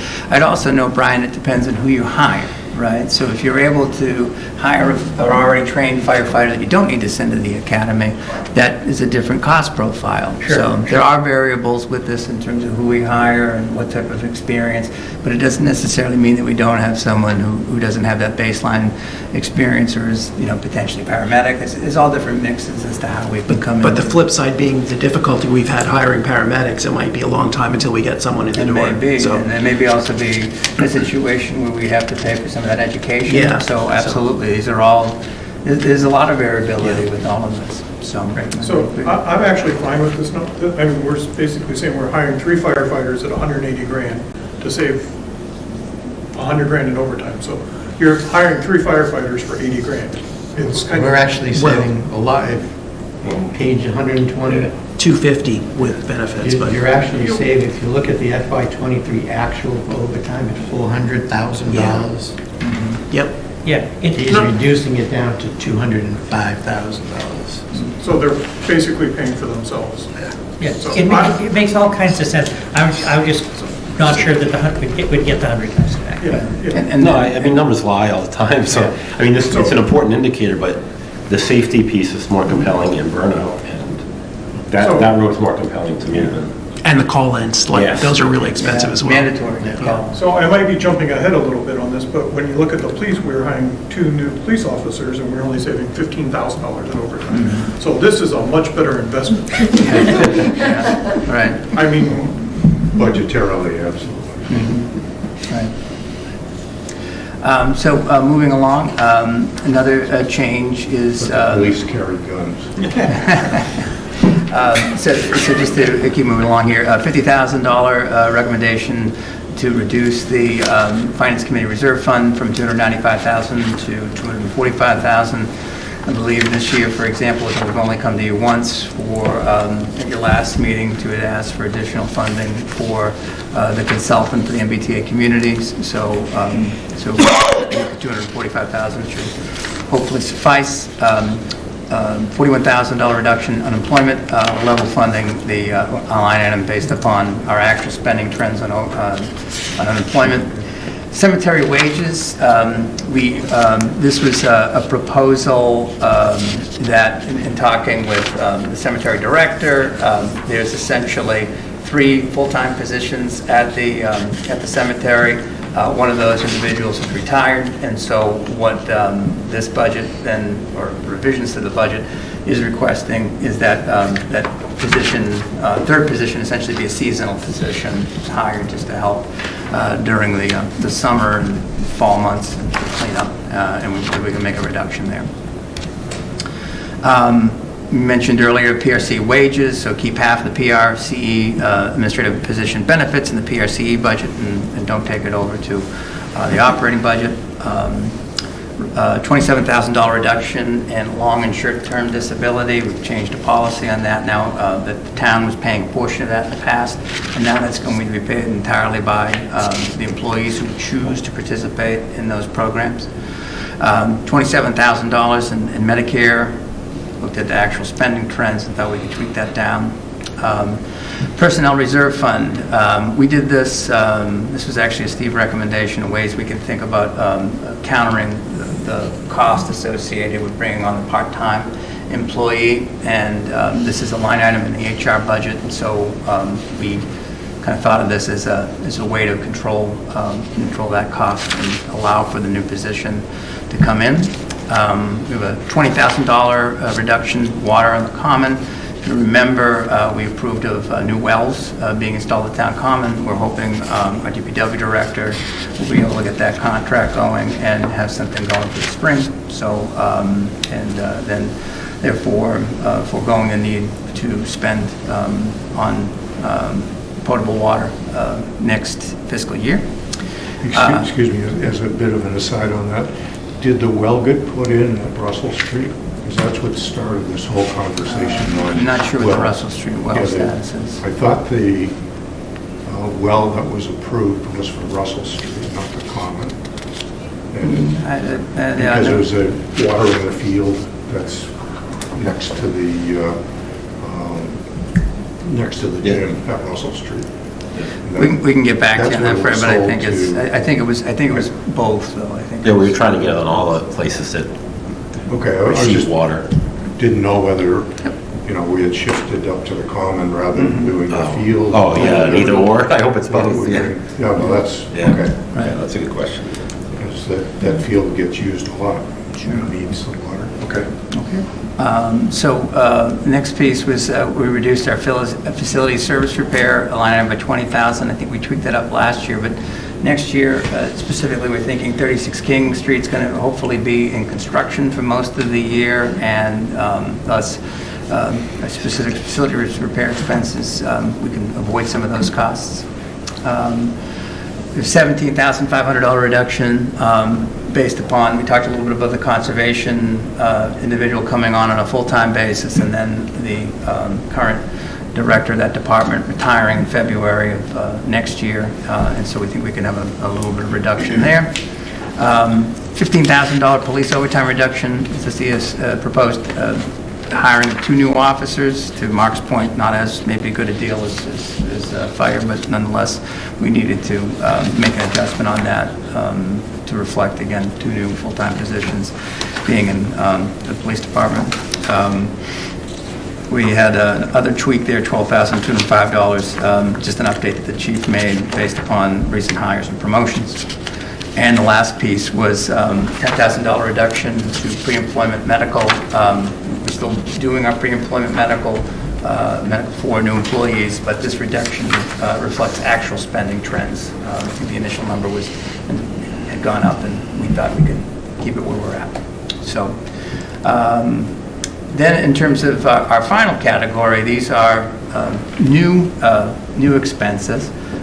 Over $10,000. So first item is $70,000 for potential adjustments to the non-union class and compensation plan. And Gary, you may want to speak to this.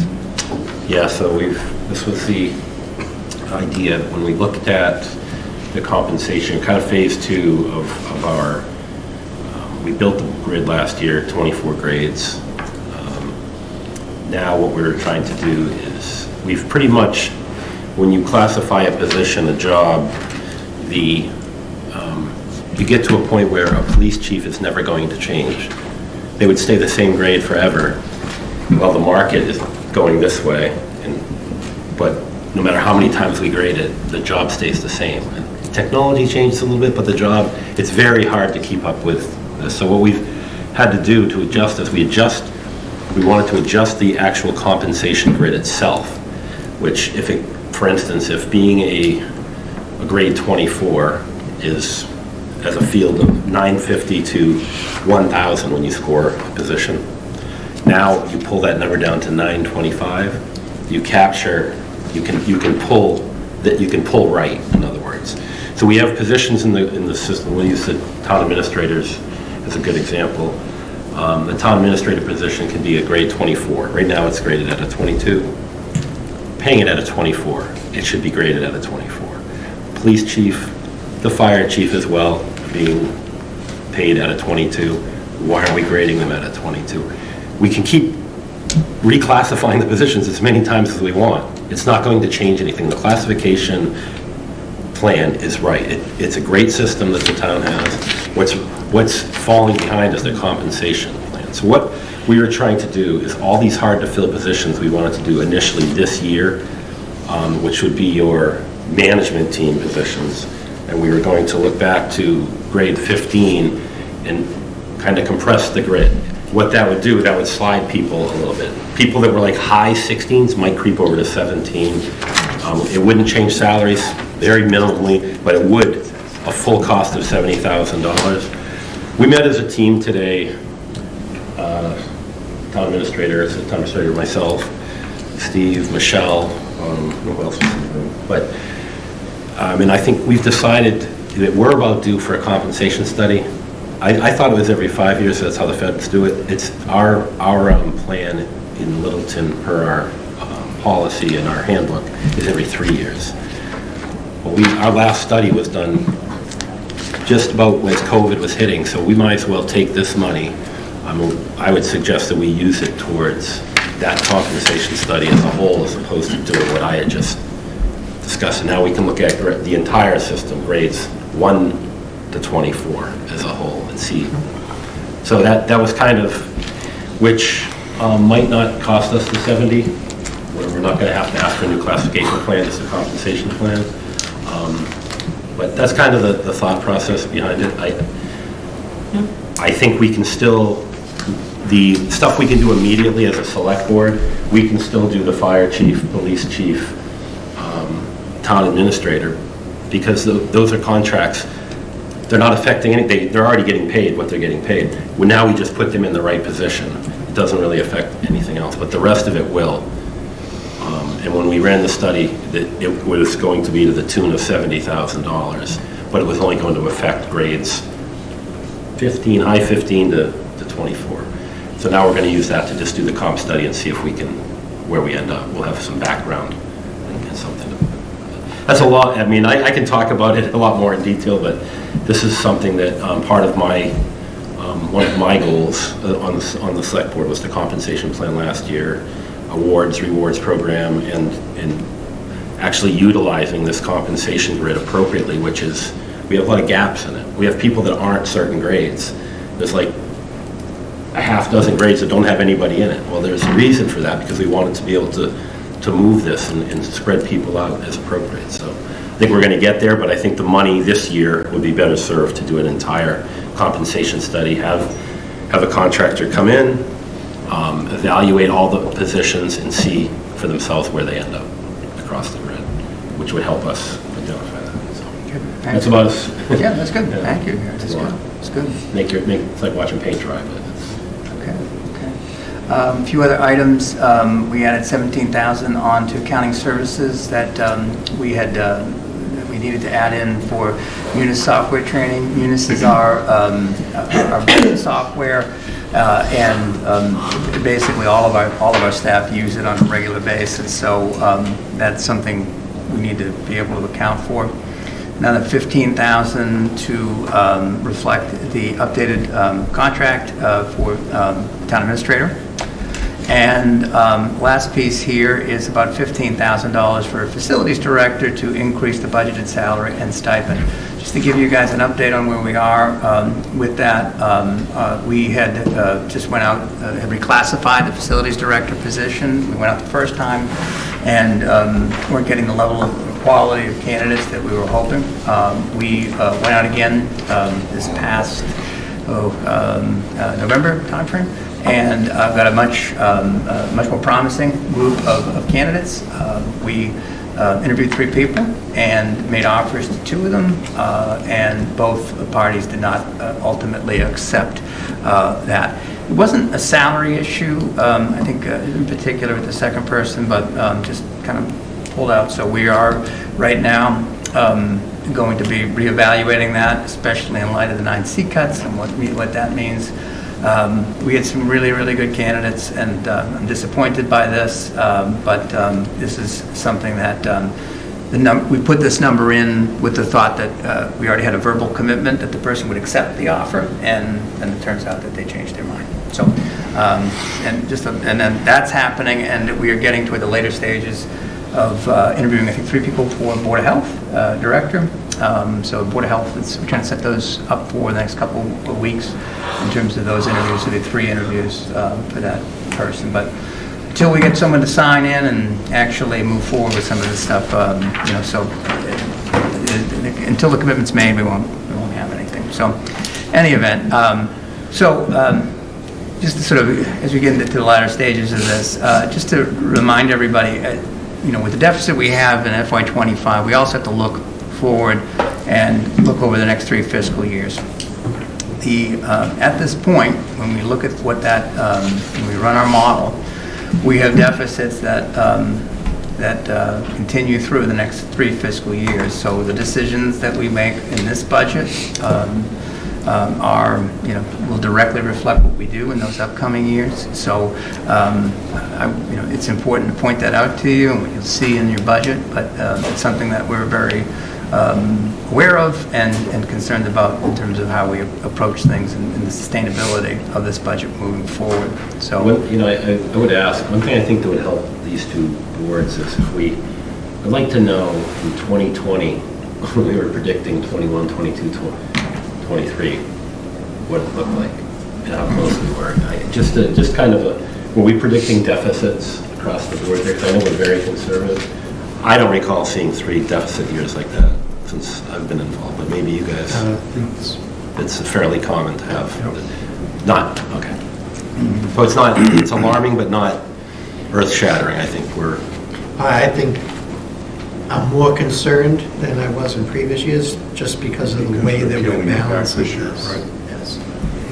Yes. Because the things that we've done to balance this year, Tinker with stabilizations and things that we typically wouldn't in the past. we can't do those again. You can't do that every year. This is a one-shot, so this may get us through, this may make us view this as not as painful as I think it actually is, which the concern is then it sets us up for more pain. Because if you go back one side, I mean, you know, Well, I we mean, don't. 550 King comes on too in that window right there we're looking at, so. Well, does it? Yeah, I don't think it You does. don't think 27, Well, 28? Well, the sewer doesn't. Not all of it. You can't pee in the sewer for another year. It's fair. So you're not going to build a building. Yeah. I think, you know, the lesson that, You're you not know, going to see the growth for another couple of years, right? Right, and so the theme to remember is, yes, 550 is coming on, there's promise within that, but we are looking at, you know, especially with the sewer system, to be able to have that as a baseline component so that 550 can actually exist is you know, is going to be a significant sacrifice for us. We are essentially the bank for this project as we start out, and you know, so absolutely. I'm, you know, I'm not disagreeing with any of the things that we're saying here. And This is- the account is Yeah, going up rapidly. yeah, it's So- balanced, so, Absolutely. yeah.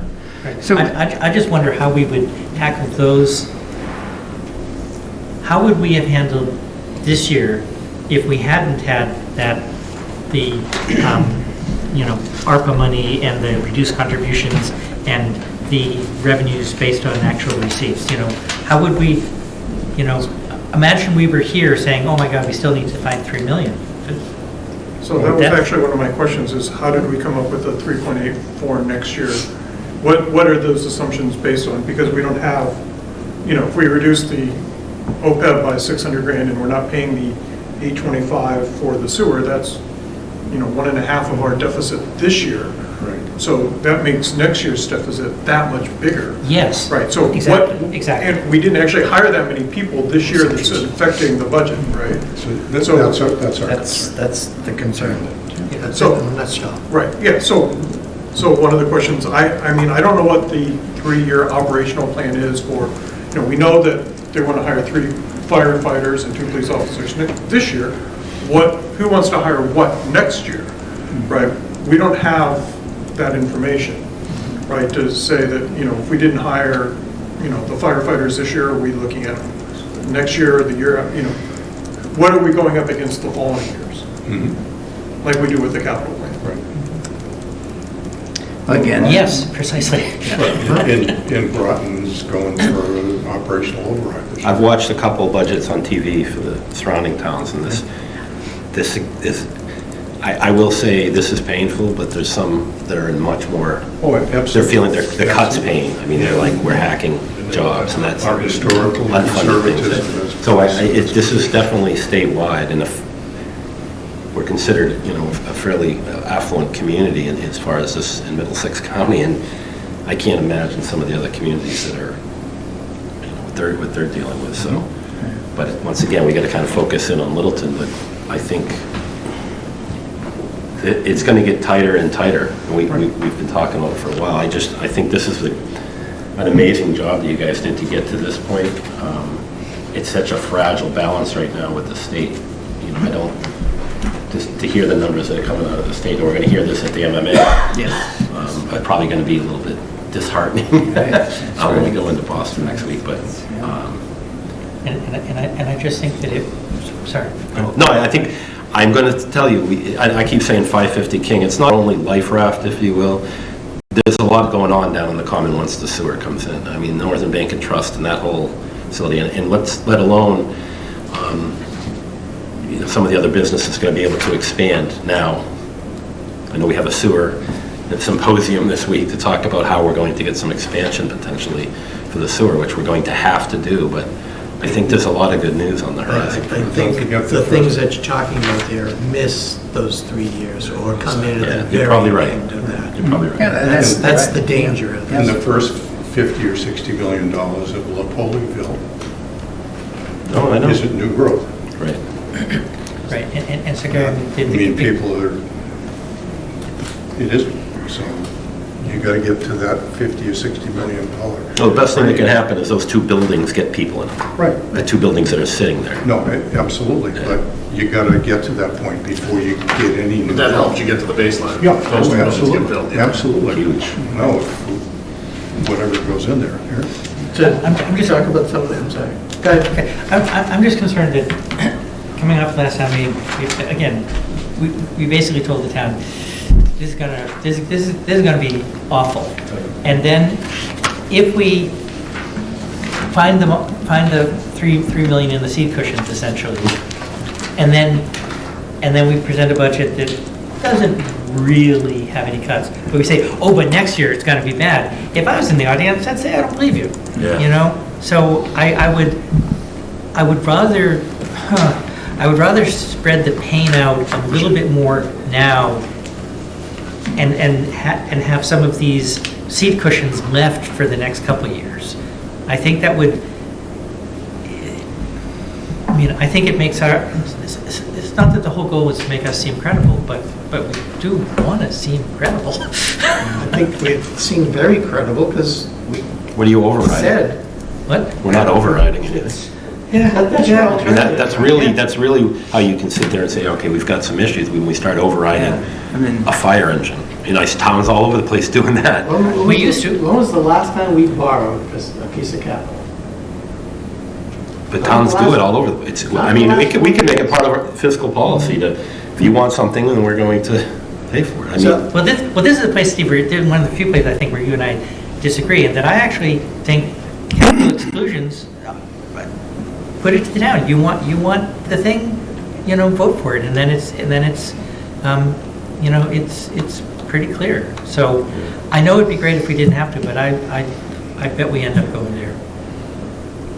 So I took the data that Ryan supplied us, I got it a couple of days ago. I looked at it a little differently in summary. So the expense adds he went through, $129,000 in expense adds to where we were. Revenue adds, $730,000 for total revenue adds. Expense cuts, and the biggest being that OPEB number of $625,000 was $1,563,000. So, there are cuts. It's that 625 there, the 200,000 from the fiscal policy, those kind of dampen that number. So I can see a point that there's no pain. Other funds, bringing the other funds in, the 325 OPEB, the library grant, the betterment fees back to the town, $1.1 million, almost $1.2 million. So those are the things, to your point, most of that stuff's not going to be around next year. Right. How do we solve that problem next year? Yes, exactly. I think what this shows is what a tough job that Ryan had to get to, to make this work. And it's not something that we would ever have thought of that we could, I didn't think you were going to, how many times did I say to you, good luck? Yeah. well, next year you can blame Jim, though. Right. So, If I can, Brian, are you, I think the concept that you are in support of basically, if you want a piece of capital equipment, it's a matter of bringing it to town meeting. Are you talking about a exclusion or an override or something like that? We went through a couple of years, and it was Capital exclusions. Yeah. So you pay for it in 1 year, but you add that 50 cents to your tax bill. No, okay. So 1 year. But you also have to understand what that stimulates is now you have departments against departments of doing something like that when they're up and like that. So now you've got residents. Do I pick the schools or do I pick public safety? And that's not a good position to put residents and the voters in. Or I think that the town department is, because then you have. Then you've got a morale issue. Then you have, the anticipation of people being favored or favoritism or anything like that. It's not a. I would not I would recommend not supporting that environment. And to Jim's point, I mean, if you remember back when we did it, on page 208 of the book, it shows the exclusions that we've done. The last capital exclusion was FY '09. Yeah. Okay? Yeah. That's crazy. If you remember why we did that back then, you may have been. Yeah. Oh, yeah, I was, yeah. Is we were transitioning from borrowing to starting to build up free cash. Sure. And that was the transition. We said, we need to build up free cash as debt service rolled off. We let it roll to free cash. Yes. To make a capital plan.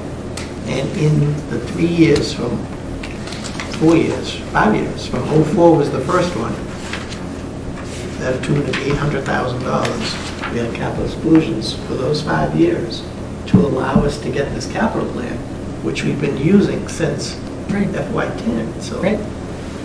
it's been successful. The strategy has worked. Sure. I get it. I'm just saying, it has worked perhaps until now. That's all I'm saying. I think the last time that the governor called for 9C cuts was 2008. And I remember in municipality, we had to cut $1 million already from, and those were some severe steps that had to be taken to get down there. So from Littleton, what you have done from then to now is extremely impressive. It really is, financial stability. So Fred, as promised, we'll get back to some of the variables here that we're looking at, both the plus and the minus. So you mentioned the Neshoba Tech assessment. I believe both you and Steve have met separately from our representative to Neshoba Tech, and it's looking like our number might be higher, but we've yet to actually have anything received to this point, but that's a potential variable. I know that some of the select board had received a separate inquiry from the Historical Commission asking for additional monies to seed money essentially for, I believe, the 250th anniversary of Patriots Day, which will be taking place in FY25. That's not included in this budget, but that's there as another variable. Board of Health, I believe the commissioners had asked for additional administrative support for our Board of Health director. That didn't really come in through the process. It's something that came in here, but it's there. It's another variable, maybe another expense. Clean Lakes Committee. Gary had mentioned earlier that when did we meet with the Clean Lake representative from the Clean Lakes Committee? I think it was Friday. Yes, thank you. Yeah. So. And Gary, I do have a little bit of an update on that. So one of the things, so Clean Lakes Committee has certain expenditures, and this was new to me because I hadn't had many dealings prior to that Friday, so I think both Gary and I were learning a little bit about the work that they're doing. So in terms of all of our open water bodies, Clean Lakes Committee is doing, or has been, historically been doing a lot of work to retain those, maintain those water bodies, especially through like the weed remediation and invasive species and things of that nature. So what they've traditionally done, and they will continue to do, is to get money from the water fund to be able to do that.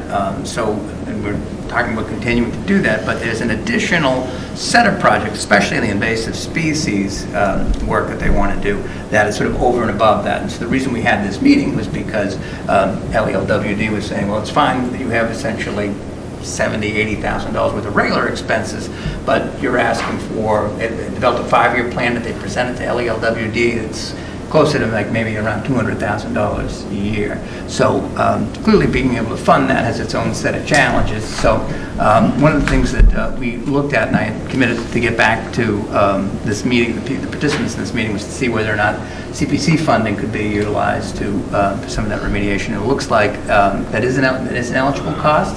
So I'm going to send an email back out to the group indicating that that's the case. So we'll probably still be having some of those expenses coming out of the water fund, and then some of the, and hopefully over the long term, similar to say, if we can use an example, which you saw in the CPC funding for gravestone resuscitation, so things like that, it can come back and be a regular application to CPC. They pick a different water body to do the invasive species work on every year. I think that's an appropriate way for us to not have to then. Well, I think we also, I did ask the chairman of the Clean Lakes to, he took notes, get into our budget cycle, be on our budget cycle. I don't think any of these, either one of our boards have ever been presented a budget.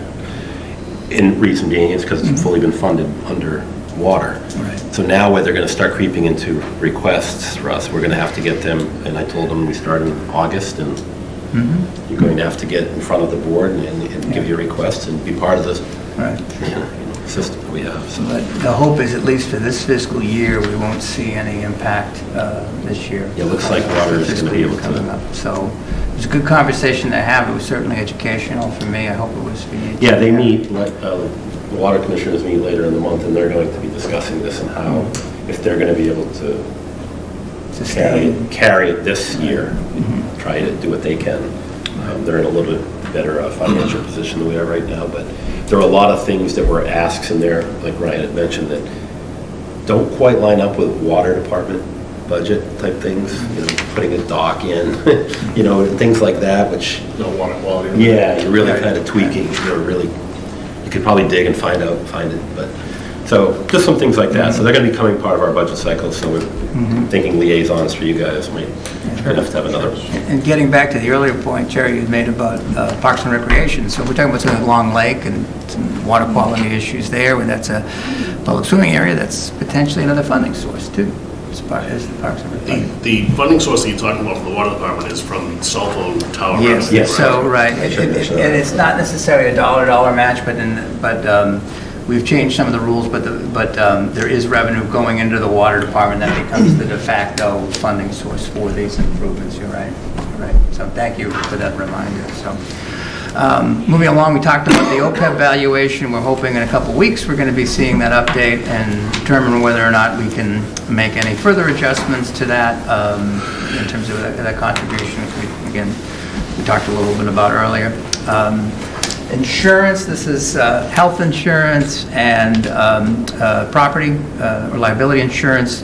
We have yet to receive any updates on that. That's usually something we start seeing right around our MMA meeting, which is going to be taking place next week. So we should be getting some updates on that and determining whether or not we will have some savings in there. Did you budget in a projected increase in here? Yes, so we budgeted per the recommendations made to us from our insurance provider. There's a 10% increase on both liability and I think it's 10% on both liability and medical as well. State aid, typically we put that in as something as a 1% that we hope will provide us with additional revenue, but as we see with the 9C cuts and seeing what the changing situation is in terms of projections on the state side of things, that's a variable that can go either up or down. Right now, in terms of what we have in the budget, it's only a 1% increase in state aid in terms of what we're projecting. I would note we are still in the process of certifying our fiscal year 2024 free cash, so still waiting on DOR. Rob, do you remember what we're looking at as a preliminary figure? She told us she'd get back to it this month. So. Okay, but it's a preliminary figure. Do we know what we're proposing in terms of what the free cash figure is? We can get into it. Let's keep moving. Yep, that's fine. Last piece is a reminder to everybody. We talked a little bit about this at the Finance Committee meeting, that collective bargaining agreements, we've got 4 contracts that are expiring on June 30, 2024. We're keeping the select board updated on where we are with that. We're started with police. We're going to be starting with fire, and we also have DPW and dispatch, which we have to also come to terms with. So we'll be working hard doing that in the upcoming few months. So in terms of next steps, we've got, as Gary had mentioned earlier, we've got some upcoming meetings, joint meetings with the Finance Committee and the Select Board. So first session is Tuesday, January 16th. Next one is Tuesday, January 23rd, and culminating on Saturday, February 3rd, which is our Super Saturday. One item of note is the schools had asked that typically they come on Super Saturday, but based on some schedule issues, we're going to try to put that on our session on January 23rd. So please keep that in mind. I would also note on Tuesday, January 23rd, we are also going to be having a presentation from the recreation survey that I mentioned earlier. So that'll take a little bit longer. That night should go a little bit longer because we're adding that in per the request of the Parks and Recreation Commission. So we continue to monitor and revise the budget. It is a living, breathing document. Again, state aid, the OPEB audit, the Shobitech, there's still these other variables that we're keeping an eye on, but at least tonight, again, I expressed a lot of thanks and appreciation to the finance team to present to you at least a balanced fiscal year 2025 operating budget that is proposed. Do we have, or do you know when we will have a schedule on who's coming in on which of these dates? I've already worked it up. I'm planning to send that out. I'll just copy the select board and the finance committee on it tonight. So, meant to send that out actually earlier today, but yeah, you'll know who's coming in at that time. There may be some other adjustments. I'm kind of sending this out to them. This is when your expectation is. So if someone needs to switch out, we can do that too. But I just want to know what I have to study for one day. Okay, fair enough. And that's Ryan, I just wanted to mention that the Orchard Working Group has brought to my attention that they are going to need a line item in the budget to try to preserve the asset that has been not well taken care of. So I don't know what that number is, but there needs to, my understanding, be a conversation about that asset of the towns. okay. Thank you, Jim. We're meeting on Wednesday night to discuss a proposal for an amount. Okay. Thank you. Right, just under 15. What's that? Free cash, just under 15. 15 million? Okay. Just under. That's under. Okay, thank you. Okay. So that concludes our joint meeting. So, any other questions? Write them down. Thank you for all the work. Yeah. We asked a lot of questions. Again, Thank you for all the work. Every year. All credit to the team. Some years are a lot easier than others. It's not long. Yeah. This was a challenge, but we're glad to be at this position right now. I have one very random question. Why is the Sustainability Committee's budget in Public Works? I think, I don't know if there's necessarily an explanation. Okay. We had to put it somewhere. Okay. So, good question. Did our population really go down 21 to 22? I was looking at the population. That's on page... We had a decrease.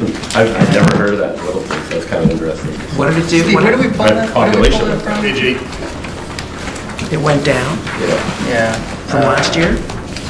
No, we didn't have this year. Oh, I see what you mean. Yeah, so... Anyway, that's just... I'm not sure where I'm not sure where we pull that information from, so... Just another thing to see our population go down. Great cut services, man. It could have been COVID, but I don't think we didn't lose. Fair enough. So, thank you, everyone. Okay. Thank you. Thank you guys. We'll still have a little bit of meeting left. I think, You ready for a motion to dissolve? Absolutely. Move that we adjourn, dissolve, whatever. Dissolve. Sorry, whatever. Yeah. We're done. And again, to the Finance Committee, as you're wrapping up, if there are specific questions you have about a budget that you want to put forward, please channel it through me. I'll go back to the department head and we can get back to you on that. Okay? Thank you, everyone.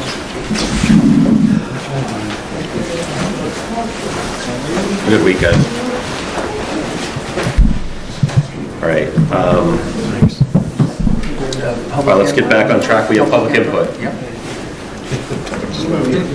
I think we've put everybody to sleep, so we'll move on to, I think everybody's good with updates, right? Yeah. We got to add this extra. We did. Actually, we're not going to be that far over at the end of the day. Have a good week, guys. Thank you. Thank you, everyone. Minutes. We have approved minutes. of Well, the- no, you're at 6. Oh, yeah. Sorry. New guy wants Boy, it. I tried to get out of it. All right, so we have some town administrator stuff. Vote to appoint Jonathan Vance to the Zoning Board of Appeals as an alternate member.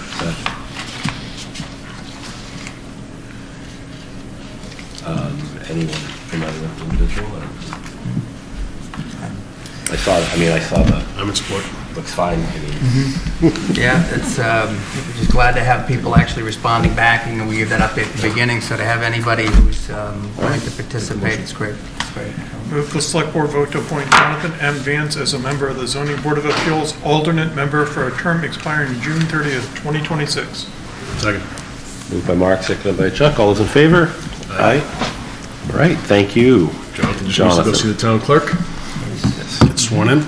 All right, moving on to some authorizations for the town administrator. This is just, what we are doing is, for Vertex Company, we are amending their existing contract there by $604,864. It was $141,186. Now that total, adding that 604 to it would be 746,050. And it's basically taking their services going from the procurement process now into the construction phase. Okay.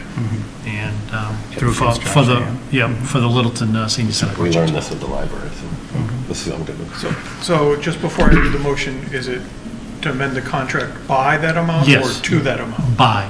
So we're adding that much? Yes, sir. Yes. It's, Right. so it's 104,000 40, no, it's 141,186, plus this month, so it's Yes, sir. It's 750 roughly. 746,050. Okay, thank you. Yes, sir.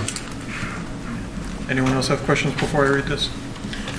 Move the select board vote to authorize town administrator James Duggan to execute amendment number 3 of the Vertex Companies, Inc. to amend the base contract by $604,864 for owner's project management work associated with award and procurement, construction, and closeout phases of the Littleton Senior Center project. Second? Moved by Mark, seconded by Matthew. All those in favor? Aye. All right. All right, we have another contract. Right, the next contract is, this is for it's agreement with Ability Recovery Services for debt collection for the ambulance transportation building. This is the first time I understand that towns ever taken Never this. done it. Yeah, ever done this, so it's, and I respectfully request authorization from the select board.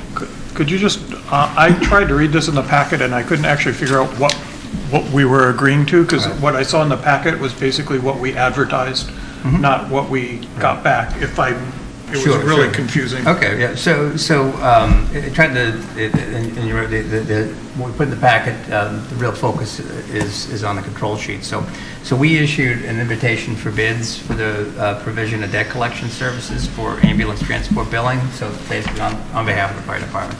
So the bids were open on January 2nd. We only received one bid, and that's from Ability Recovery Services, basically proposing to a fixed percentage based on actual collections of 18.5%. So they get $1, if they get $1 back, 18.5 cents goes to Ability. So we think that, while Coastal, which is our billing entity, does sort of that front end, this is to get and try to approach that longer term debt that hasn't been essentially focused on, and it's really a best practice for us, because if we want to get these revenues, we need to be able to hire a company that's going to stay on top of those who owe the town money. So that's what this allows us to do. And the 18.5 cent compares to what we're paying for the other. Yeah, it was interesting. The chief was talking, he has another company that he had been talking to that just didn't submit a piece, and I think he was saying their regular fee is about 30 cents per dollar. So this actually, we were pleasantly surprised to see this being even less and a better deal for the town. So it shows when you go out to bid, it makes sense. And remember too, our rule is $50,000, anything over 50, but and so this doesn't necessarily exactly fit into that box, but we thought out of an exercise of caution that just putting it in front of the board and asking for your permission to have Jim approve the contract was the prudent way to go. And just to be clear, this isn't a agreement where Ability purchases the debt. And we get, this is them collecting for us, and then we get, we reimburse them based on what they collect. Or they pay us less their fee. Okay, all right, okay. Right, that's how it's. But we still officially own the debt, or? Yes, sir. Yeah, Yeah, that's okay, right. all right. Exactly. Right. Thank you. Thank you for the explanation. Move the select board vote to authorize town administrator James Duggan to execute a contract agreement between the town and Ability Recovery Services LLC to provide debt collection services for ambulance transport billing for the Littleton Fire Department. Second. And by Mark, second by Matthew, all those in favor? Aye. Real quick on that, I was just curious, when we have an ambulance from Westford, and they don't pay, on a mutual aid, I believe that revenue then is Westford. but it is also their debt collection. Tom told us Westford bills for Westford ambulances, we bill for ours, no matter where we go. It's cleaner that way. It would be more complex to do anything else other than that. All right, look for approval of the minute. Anybody have issues with the 18th? December 18th? No, That's good. I do not. Move the select board vote to approve the meeting minutes of December 18th, 2023. Second. Moved by Mark, seconded by Matthew, all those in favor? Aye. We're gonna look for a motion to adjourn. So moved. Second. Moved by Matthew, seconded by Chuck, all those in favor? Aye. Aye. Aye. Thank you, Littleton, and have a happy new year, and Stay safe. see you in a couple weeks.